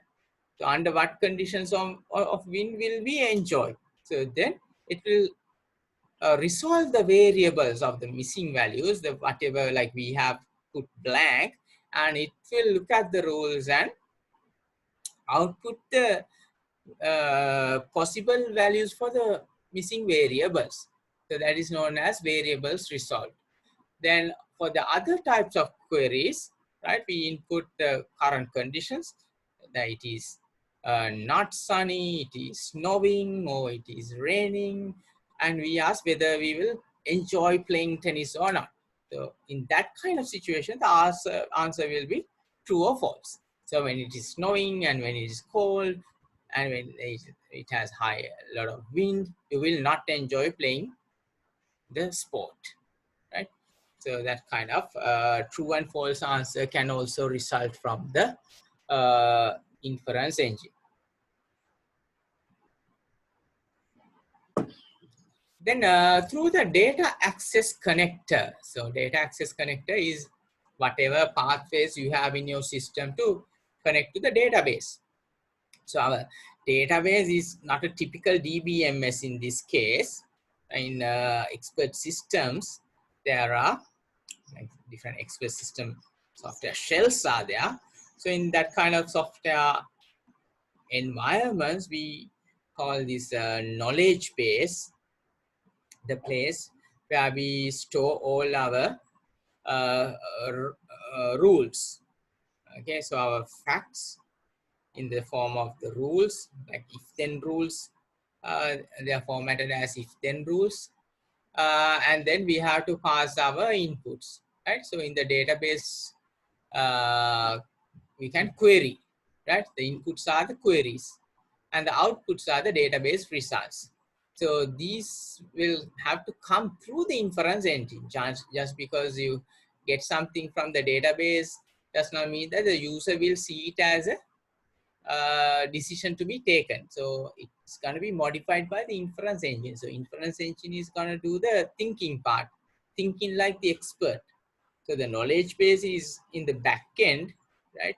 Knowledge base will be queried by the database query, and it will just simply select the set of rules, the subset of rules that can be fired, right?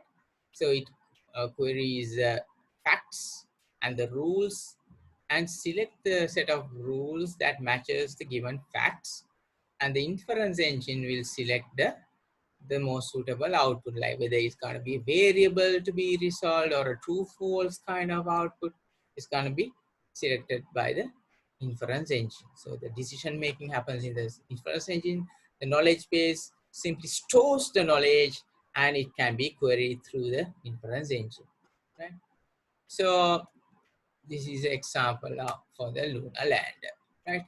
Then another style that can be applied is known as the interpreter style, right? So in the interpreter style, so you know, some programming languages have interpreters. Say Python. Python is an interpreted language. In that, when you write a line of Python, that line is translated to the machine code, right?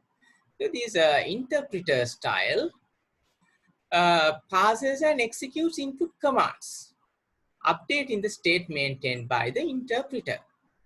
Right? So if you have worked with any of the interpreted languages, right? So there are older languages, and then currently we have Python. Now, if you know Python, so you will see the results immediately, right? So unless you like suppress the output, immediate results are there for any statement. So interpreter is able to pass.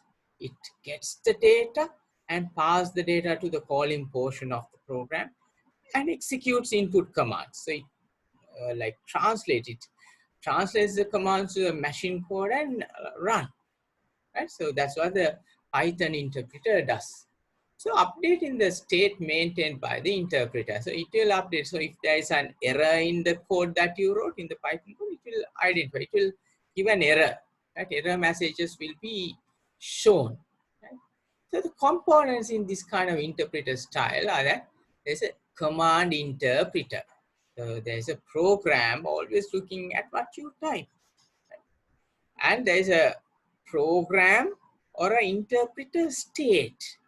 So if you imagine the Python interpreter, so the Python interpreter will look at the commands that you enter.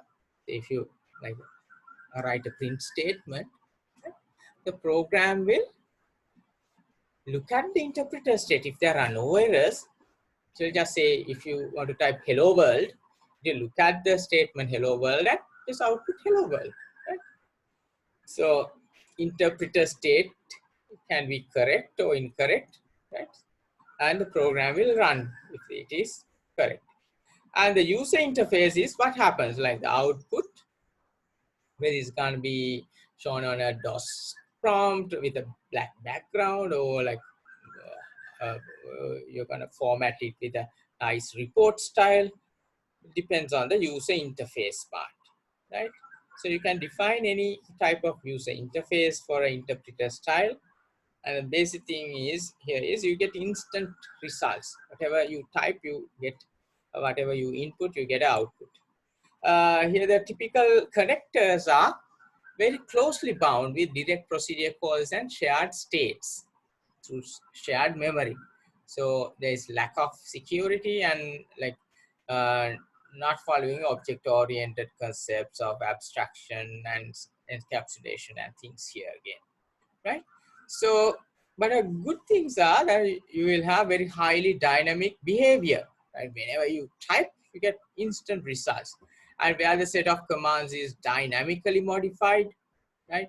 So you can dynamically modify your commands and where you need to change the behavior very quickly. So this suits a game kind of environment, right? So the system architecture may remain constant while new capabilities are created based upon existing primitives, right? So a good thing here is that you can keep the same system architecture, right? Because the system architecture is very basic. You have a lot of procedure calls and a lot of shared states. So everything is visible to each and every module, right? So you don't need to change the architecture unless there's some non-functional requirement like forcing you to change the security, increase the security here. So you can like modify this architecture a lot to match new components or new functional requirements. Right? So it is super for end user programmability and supports dynamically changing set of capabilities. So what is end user programmability? So sometimes we create software that are customizable by the user. Right? Sometimes we leave a lot of things to be customized by the user. Say Excel, you provide, if you write a program like Excel, which can be used as a program to make programs, or which can like you can create macros kind of things, right? So it gives that kind of functionality is known as end user programmability. End user can create set of programs. So see, even if you take a programming language, if you create a programming language, you give the user the programmability. So you give a lot of control to the programmer or the end user. And it supports dynamically changing set of capabilities. So depending on the capabilities of the user. So if you take, again, an example like Excel, Excel can be used by super users.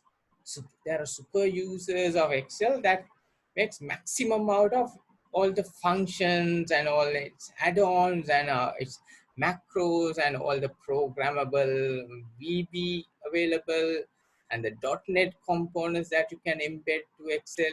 So it depends on the capability of the user.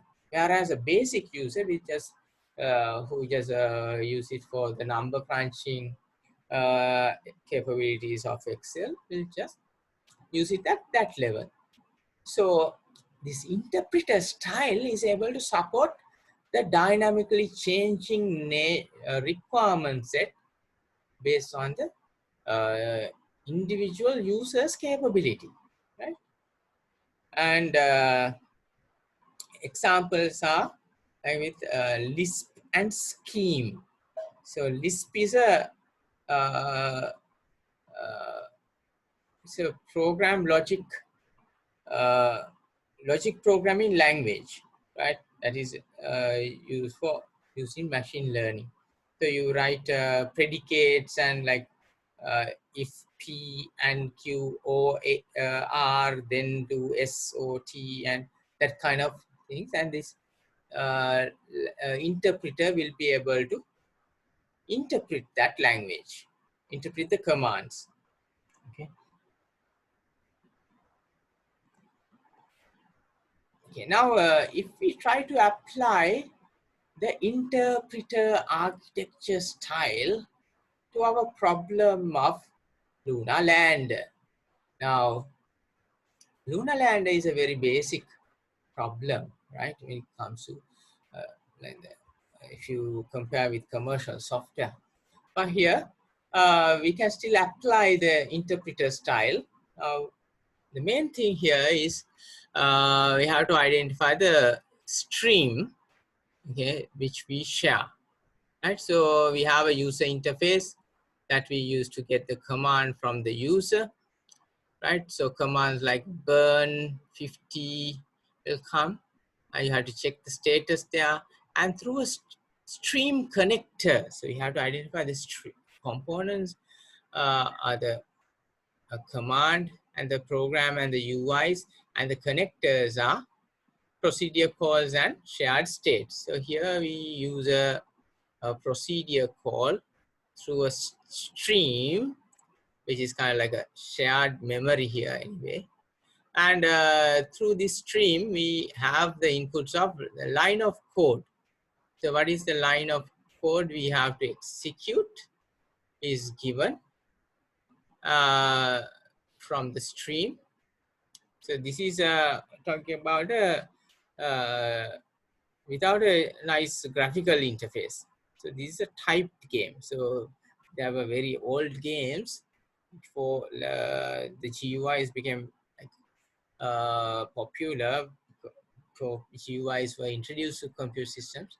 There were textual games, right? So this textual game. So you have to type the command, right? So you can like search around for these kind of textual games and see. Now the Luna Land example I showed in like built in 9 by Atari in 1979 is not textual. It had an interface, right? Basic interface, but still it had the graphics. Now this is something else. This is you have to type the values. Right? So here through the keyboard stream, you get a line of code, and by analyzing the line of code, you interpret the value. You interpret the burn amount, right? And it will output the result of the executed code. So the user interface will be right. The first thing will be like the rocket is like burning with this amount of fuel.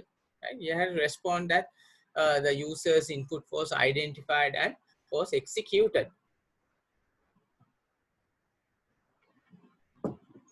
Then there are again two procedure calls in between the interpret and execute and the interpreter state.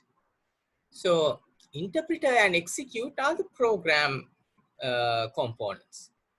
These are the components where you have all the business logic, right? So all your control methods, controlling methods, the procedures will be in the interpret and execute component.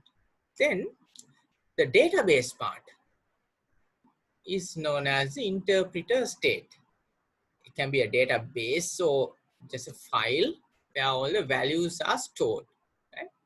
So here we connect through the data access module, one of them to update the variables and to get the result of the code executed. and no output is generated through that path. Then on the other path, we have the outputs coming from the interpreter state with the variables that are updated and the result of the code that is executed.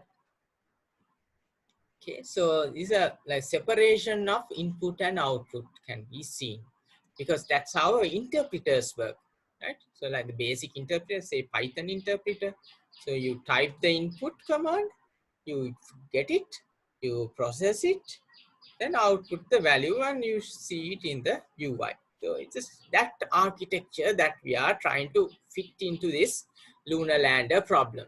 So this is not really suiting the lunar lander problem. You see, it has some like limitations, but still, if you like, you can plug into the problem and it will work, but performance issues will be there. Okay, then there are modern architectures, okay, mainly because these days we have like ubiquitous computing. Ubiquitous mean like we have computers running on different like different hardware, right? So mobile code style. So when we need to have programs running on mobiles, so mobiles can be like these, not referring to Android or iPhone or any smartphones. This is referring to any mobile, right? Any kind of mobile platform. It can be Java, it can be a Windows phone, it can be a BlackBerry, whatever, right? So, so in summary,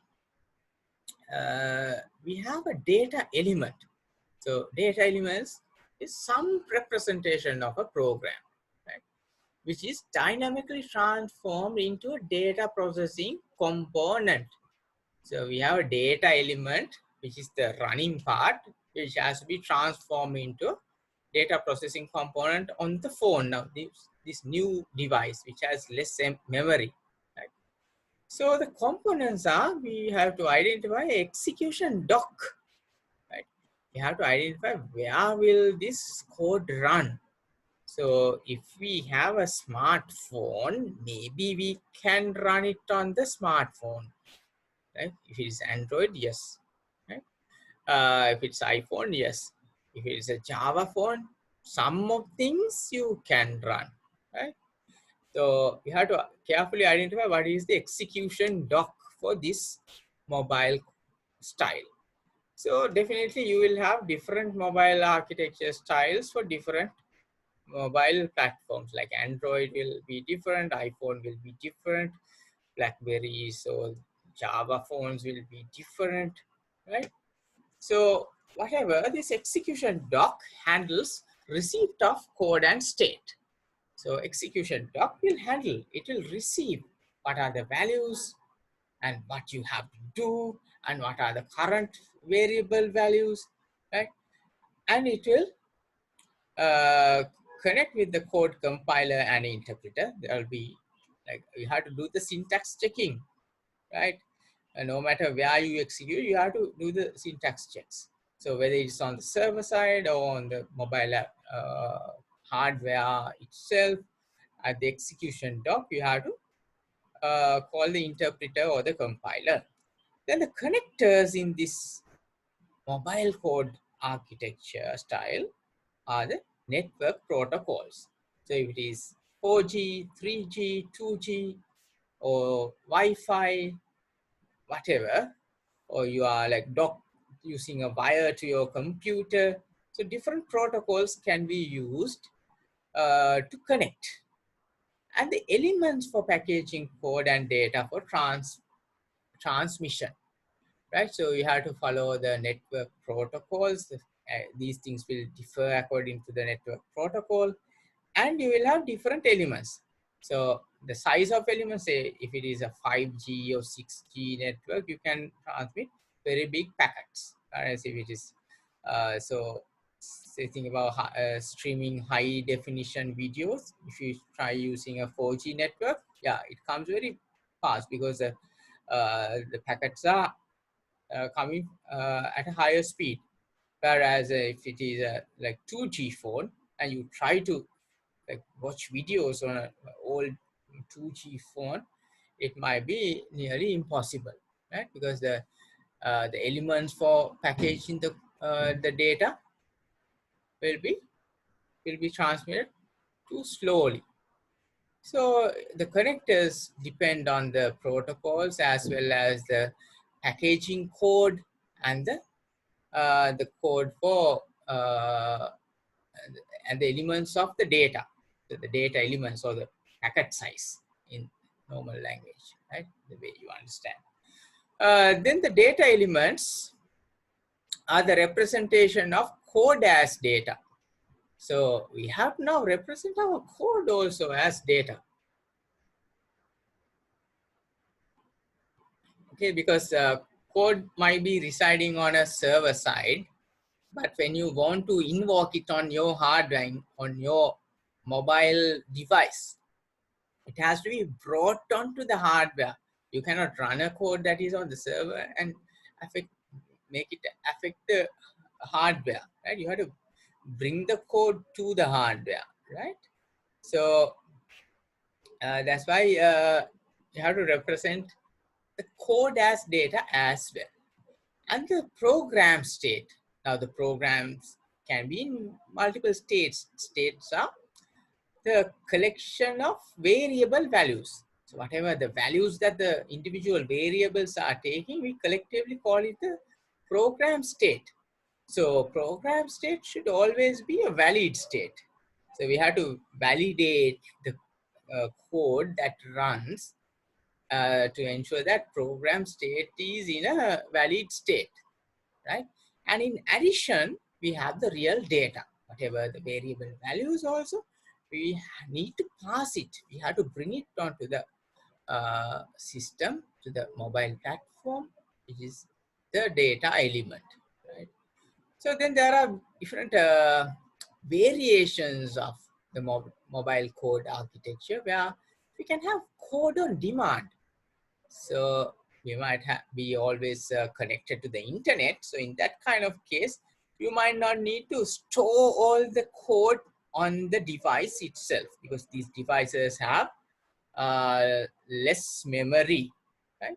So if you are always connected through some mobile connection, can be a data connection or even a normal voice connection or a GPRS kind of connection, right? You can like do things with SMSs. So you can do remote evaluations. So while your mobile device is somewhere else, you can evaluate and see what happened. Did the code run correctly?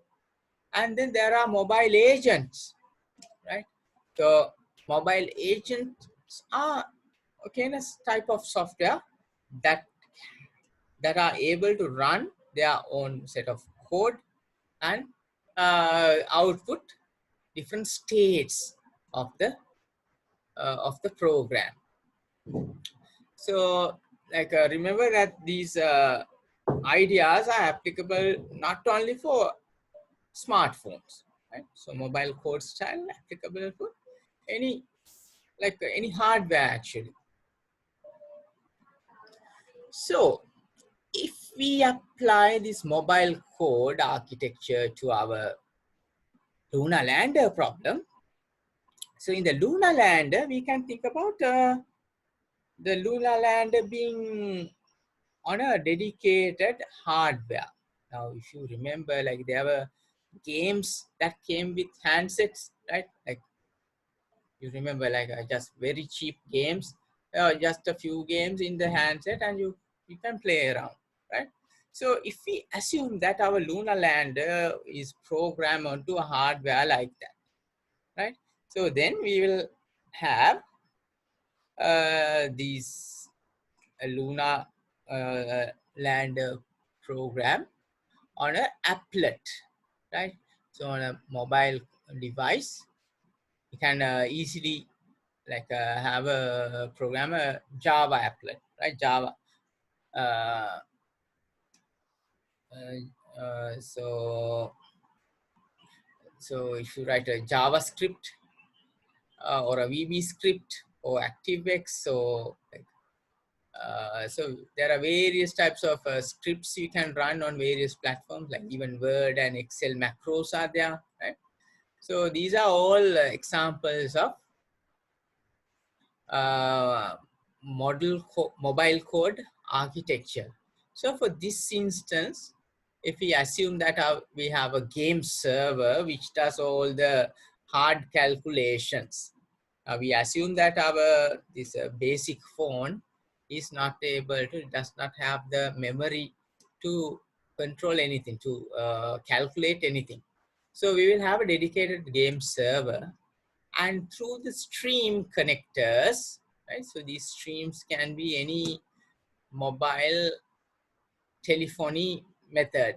So it can be 2G, 3G, 4G, can be through a data connection, it can be through a mobile connection, right? GPRS connection, right? So only the speed will vary, right? Depending on the protocol there. So through the stream connector, we are able to connect to the mobile device. So on the mobile device now, we will have a Luna Lander game applet. So assuming that you have some like some program that is able to run the applet. So it can be a dedicated game application, or it can be a browser. So it can be a mobile browser. So on the a Java supported browser. So as long as you have a browser that supports that script, so it can be VB script or JavaScript.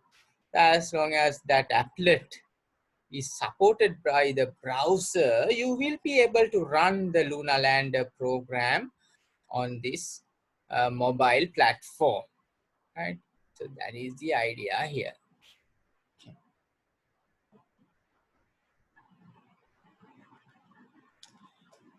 Then there's another style we call the implicit invocation style.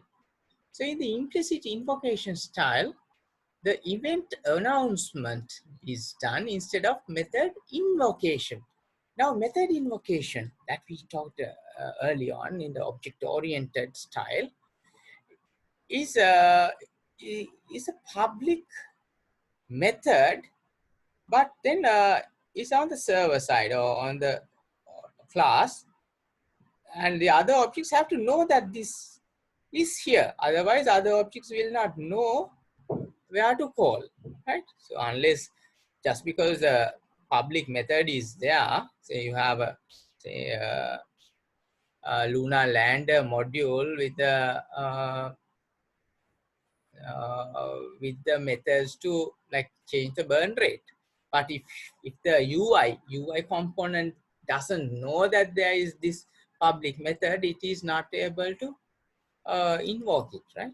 So on the other hand, in this implicit invocation style, the server side will like will keep on listening. Now the server has the public method and it will listen to other objects, right? For any invocation, right? So this is known as implicit invocation style.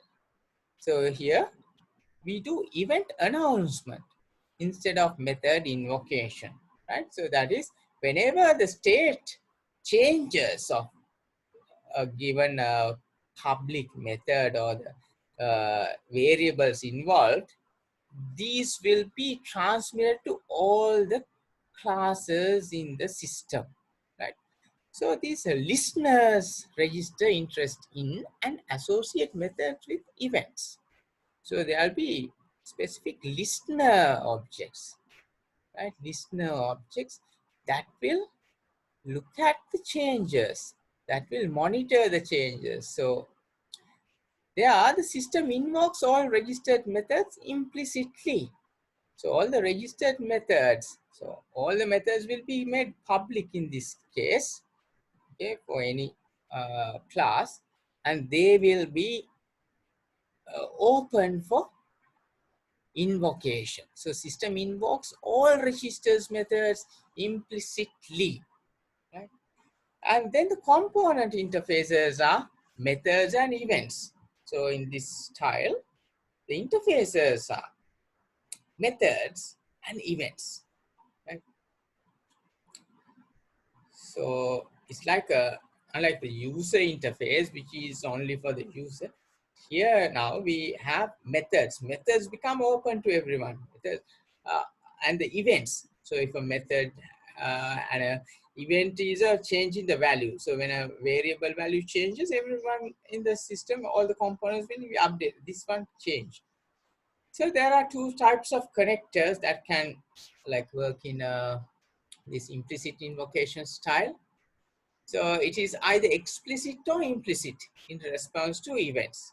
So you can have explicit responses whenever a specific value uh, changes, right? If something becomes false, some condition becomes satisfied, becomes true, then you can program a certain method to be called. So that we call explicit invocation. Then on the other hand, if you are just listening, if you just register listeners and don't actually do anything just because the values change, right? It is called implicit response. You are not giving any command to run anything, but you are aware. So all the objects are aware of the changes happening in their environment. So that is known as implicit response to events. Uh, then no matter which style we are applying, here the announcers are unaware of their events effects, right? Now on the server side, when some variable changes, it will just send this message to everyone, to any of the listeners that this value changed. So they are the announcers saying that my variable value changed, right? And these objects are unaware of their events effects, right? So the server side, just because the value changed and he announces that this is the current value, then on some other component, say on the UI side, maybe the user changes the input, or the business logic program changes some parameter as a result of this announcement, right? Because they are listening, right? But the server side does not know. The server, or now in this case, we don't call it server, but that component which announced, okay, the value got changed, doesn't know that this had an effect on another component. And so there's no assumption about processing in response to events. So just because the listener was listening does not guarantee that the calling program, that component which listens to the changes, will take the correct action to uh, to meet the requirements of the user, right? So like our system is like server just informs to the listener programs that this is the new state, and it is up to the objects that listen to this to take the appropriate action. So the advantages of this kind of implicit invocation is that you can do component reuse. You can like reuse whole lot of software methods and objects and even subsystems, right? Subsystems itself can be reused a lot, right? Because these are, as long as a listener is listening to whatever changes, you can reprogram what happens inside the subsystems. And it can lead to system evolution. So you can take whatever basic system you have developed currently and evolve. You can change accordingly. So because it's separated, one can become the listener at one time, the other can become an announcer, right? So announcers and listeners can interchange, and it can work very nicely to evolve a system. So both that system construction time and at the run time. Now, there are some disadvantages of implicit invocation style. That is, because it is counterintuitive system structure. So, why it is counterintuitive? Now, what? Now, in our basic software engineering theory, we learned that components need to be uh, independent as much as possible, so they can run independently, and when you make changes, they don't result in cascading changes in other components of the program. But with this kind of implicit invocation, we are announcing that this value got changed now, and then the listeners, now when you are listening, you can make changes. So it can lead to a lot of cascading changes in the system structure. So it is, if you it is not mandatory that all the components change, right? But it can lead to very bad situations, right? So just because you can listen and make changes, you should not make changes. So because it will affect this whole system in a bad way. Then components relinquish computation control to the system. So what happens here is that the components do not need to run all the methods. They can just say these values were changed. Now these are my variables, my values changed, and you can do whatever you want, right? The methods are not executed at the object level now, right? So now the methods that really work on these variables will be somewhere else. So the components or our objects do not need the methods. They are just having the data. So they relinquish their duty of doing the calculation. So computation control will be done somewhere else. It can be done in a server. It can be good in some cases, but it can be a disadvantage as well because you don't have direct control of the variable values and no knowledge of what components will respond to event. So when our announcer component announces that this is our current state, these values got changed, right? Then some other component that is listening to this change will react in some way, right? And the reaction is not always communicated back to the announcer. The announcer just announces that this is a new situation, this is a new value, this is a new variable value, this got changed, and the listener, the component where the listener is will change, but this change is not communicated back here. So there's no knowledge of order of responses also, right? So whatever responses that happen or responses that do not happen, uh, there is no knowledge of the order of response in the timeliness.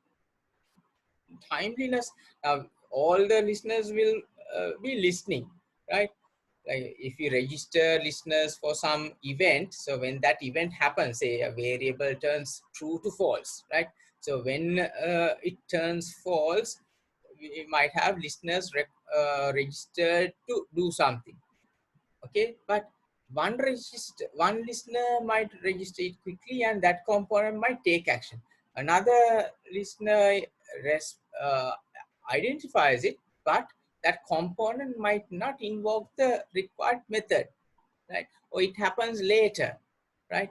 So the order of response, right, could differ, and we might think that they are running in the correct order, right? If we rely on the order of the method calls here based on the listeners, so if we assume now we have registered say 3 listeners and 3 objects will run in the correct order, right?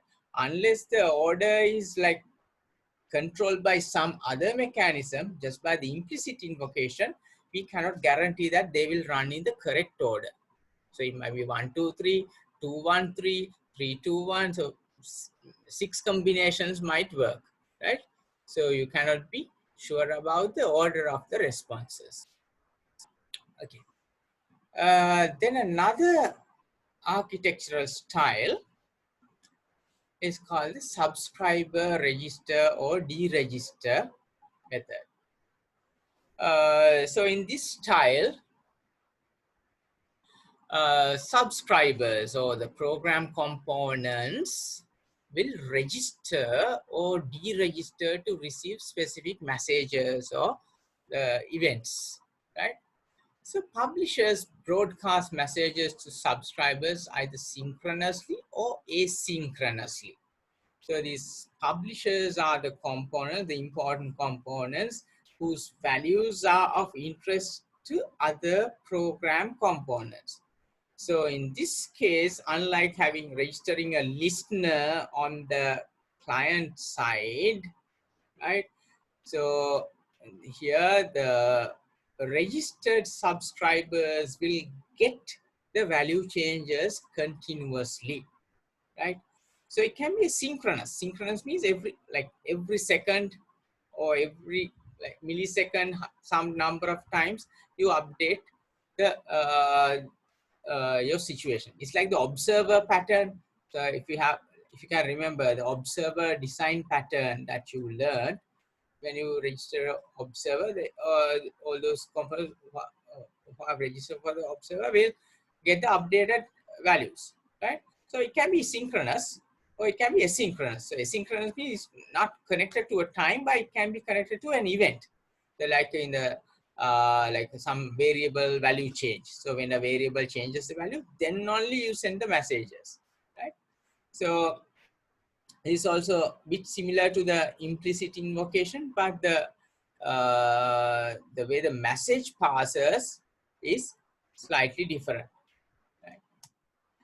So here in publish subscribe style, we have publisher components, subscriber components. It's again like a listener and registering.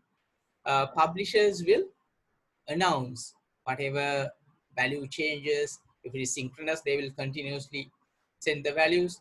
If it is asynchronous, only when some event happens, they will send the messages. And we have the subscribers who are listening, who are like waiting to get the news, right? It's like you subscribe for some magazine, right? You wait for its issue, and when you get it, you read, right? So publishers are like the companies who issue, right? So in the current context, maybe you are waiting for, say, a teledrama or a movie to come. The publisher is the movie producer. Subscribers are the viewers, right? When you get it, you watch it, right? So then there are proxies. Who are proxies?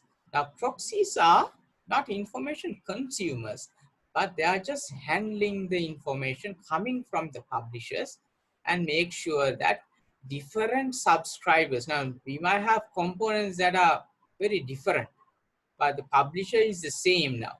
So, unlike in the situation where we register listeners, when you are explicitly registering listeners, we can be aware of the protocols of how the publisher is giving the data and what is the format the receiving components wants the data in, right?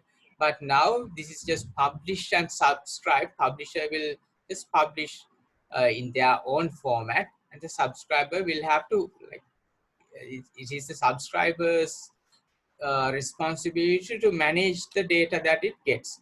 So to help with that, there are proxy components that manages the distribution of the published state changes.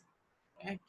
So it's mainly managing the different data type conversions that need to be addressed, and the protocol changes that are need to be controlled in order to guarantee that the publishers data is received by the subscriber without any error, right? So the connectors in this context are typically a network protocol. You should have some kind of network protocol. And then content-based subscription requires sophisticated connectors. So then content-based subscription. So if you have subscript based on specific content, say you are looking at, say, Boolean variable values, right? When the Boolean variable changes something, you want to get get it notified, right? So that kind of content-based subscription requires very sophisticated connectors. So you need some computational power in the network itself. Okay, so then the data elements that we have to work with here involve subscriptions, notifications, and published information. So subscriptions refer to who are looking at what, right?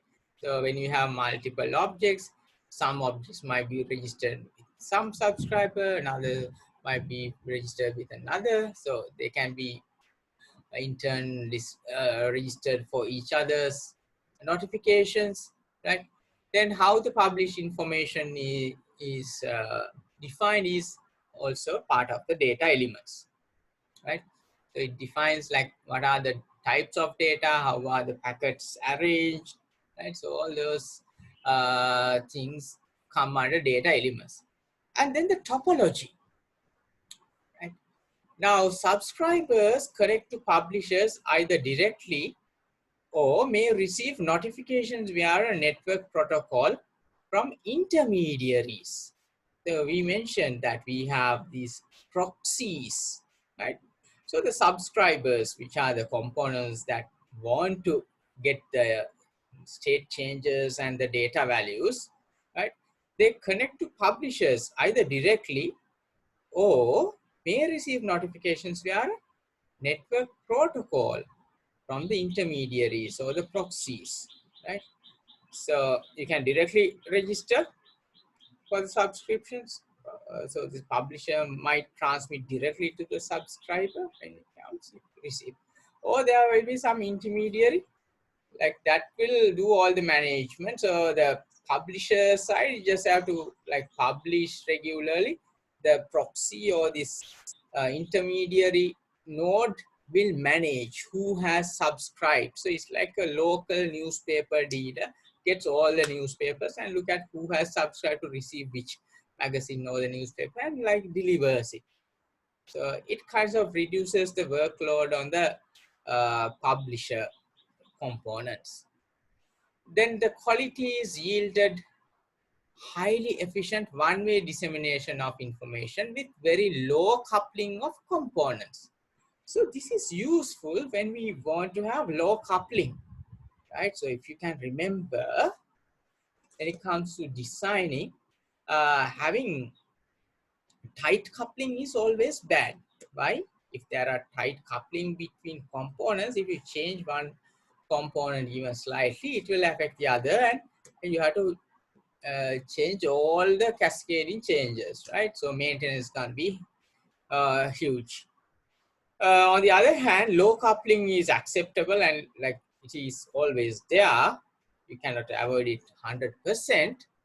So by having a publish subscribe architecture, you can have a system with low coupling components and still you can have one-way dissemination of information. Now, a problem with low coupling is that your independent components don't have a way of like monitoring, of knowing what other components are doing. Now, having a publish subscribe architecture will give you a solution to that problem. So you define some components to be publishers for some information.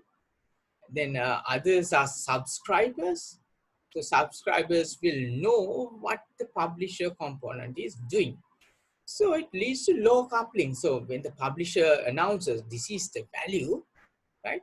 So the subscriber will know that this value changed. So then if something needs to be changed, right? The subscriber component can change it without affecting the publisher. Right? The publisher wants to be changed also, you can still change, right? As long as the subscriber gets the information in the format that it subscribed for, right? Whatever other small changes that the publisher side component does will not affect the subscriber. So this leads to low coupling in the system. Okay, now if we look at how to apply this publisher subscriber architecture to the Luna Lander problem. So in the Luna Lander, we have in this example, we have several subscriber, n number of subscribers are being registered, and you have separate streams and events, right? So you have stream modules and event modules making the components, right? So stream events will like have the continuous values, right? The synchronous things, and asynchronous communication happens to the event. So when a specific event happens, then it will be communicated to the subscribers. So this is a good architecture actually for this kind of game, right? So the game server sits in the middle. So the whatever any number of subscribers can now be like served, right? So this is a nice architecture. There's less dependency, as we mentioned. Okay, then since time is running out, I will go to the next slide. So there are event-based styles as well. These are also like bit similar to the publish subscribe, but only for specific events. You are not continuously looking at the synchronous changes. So independent components asynchronously emit and receive events communicated over event buses. So in the previous one, we had stream bus. Now in the event-based style, you don't have the stream bus, only event bus is there. So meaning that the subscribers will like, or the listeners will get will get notified only when a certain event happens, right? So components are same as before: independent concurrent event generators and consumers, and then event buses will be there. At least one bus needs to be there. No need of this synchronous communication now. And the data elements are the events. Okay, we are not interested in the continuous changes. Only the event changes are important. And the topology is same as before. We need the communication topology. And then you can have variants such as component communication with the event bus, can be with either push or pull, can be from the server side or the client side, right? Various variations can be done. And it is highly scalable, and you can evolve to any number of components now, right? And it can be effective for highly distributed. So your like clients can be very far away in a real world, in another country even, right? So the network communications are also very sporadic. It happens only when the event happens, right? So you don't need very continuous it's not going to be heavy on the network. So even on a poor network where the speed is not very quick, still you can do a event-based style. Here is an example of the event-based Luna Lander. Okay, so you can analyze it later. I will go to the next tile. So in the next tile is based on the idea of peer-to-peer networks, right? In peer-to-peer, we don't identify a client and a server, right? So everything can be client, everything can be, any node can be a server. So like this, in a peer-to-peer style, in the architecture, we don't define that this is gonna give the values and the others are gonna listen to the values. We just say that all these are communicating with each other. all these modules or the components we define can communicate with each other, and we just facilitate the pathways, the connectors, so that state and behavior are distributed among the peers, and which can act as either clients or servers. And the peers are independent components having their own state and control threads, and the connectors are the network protocols, and often custom, so you have to have custom networks, and or you can specify these in a class diagram and then implement, and the data elements become the network messengers, right? So here the topology is same as the network topology. There might be redundant connections between peers, right? And they can vary arbitrarily and dynamically as well. So these days we have so much research on network, like wireless networks. So wireless, like if networks have so much connections. Okay, we have plug and play. We can like connect anything. So with those concepts, we can define our components to be connected when needed, right? So leading to very dynamic topologies. So topology will not stay the same in that case. And it supports decentralized computing with flow of control and resources distributed among peers. And it is highly robust in the face of failure of any given node, and scalable in terms of access to resources and computing power. But you have to be careful with the protocol. So when we are dealing with cloud computing, sometimes like we just like give everything, like just give it to the cloud, right? So this is a bit like a cloud. We are not really controlling what is happening among the peer network, but we assume that the peers will cooperate and give us the final keep the final system running all the time. So this is an example of the peer-to-peer for the lunar lander. So you see there are unnecessary connections also. So it cannot be avoided in this kind of topology. So you will have several components doing the same thing, right? Several components doing the same thing, the same calculation, and then our objective is to control the game in an effective way. Okay, so that's all I have for today. So I will update, I will put some review questions into the Moodle. So I will, now last week I could not record because of a technical issue in the network because I lost power in the middle. And so today I will record this and upload, and we'll be able to, you will be able to look at the lecture again and then answer the questions, hopefully. So I will add the questions to the Moodle in a few minutes. So try to answer them. You will not get any marks. It's not gonna be evaluated, but as a exercise, try to answer the questions. Okay, so hopefully we will continue with this method of delivery, and we have to do a assignment in this course.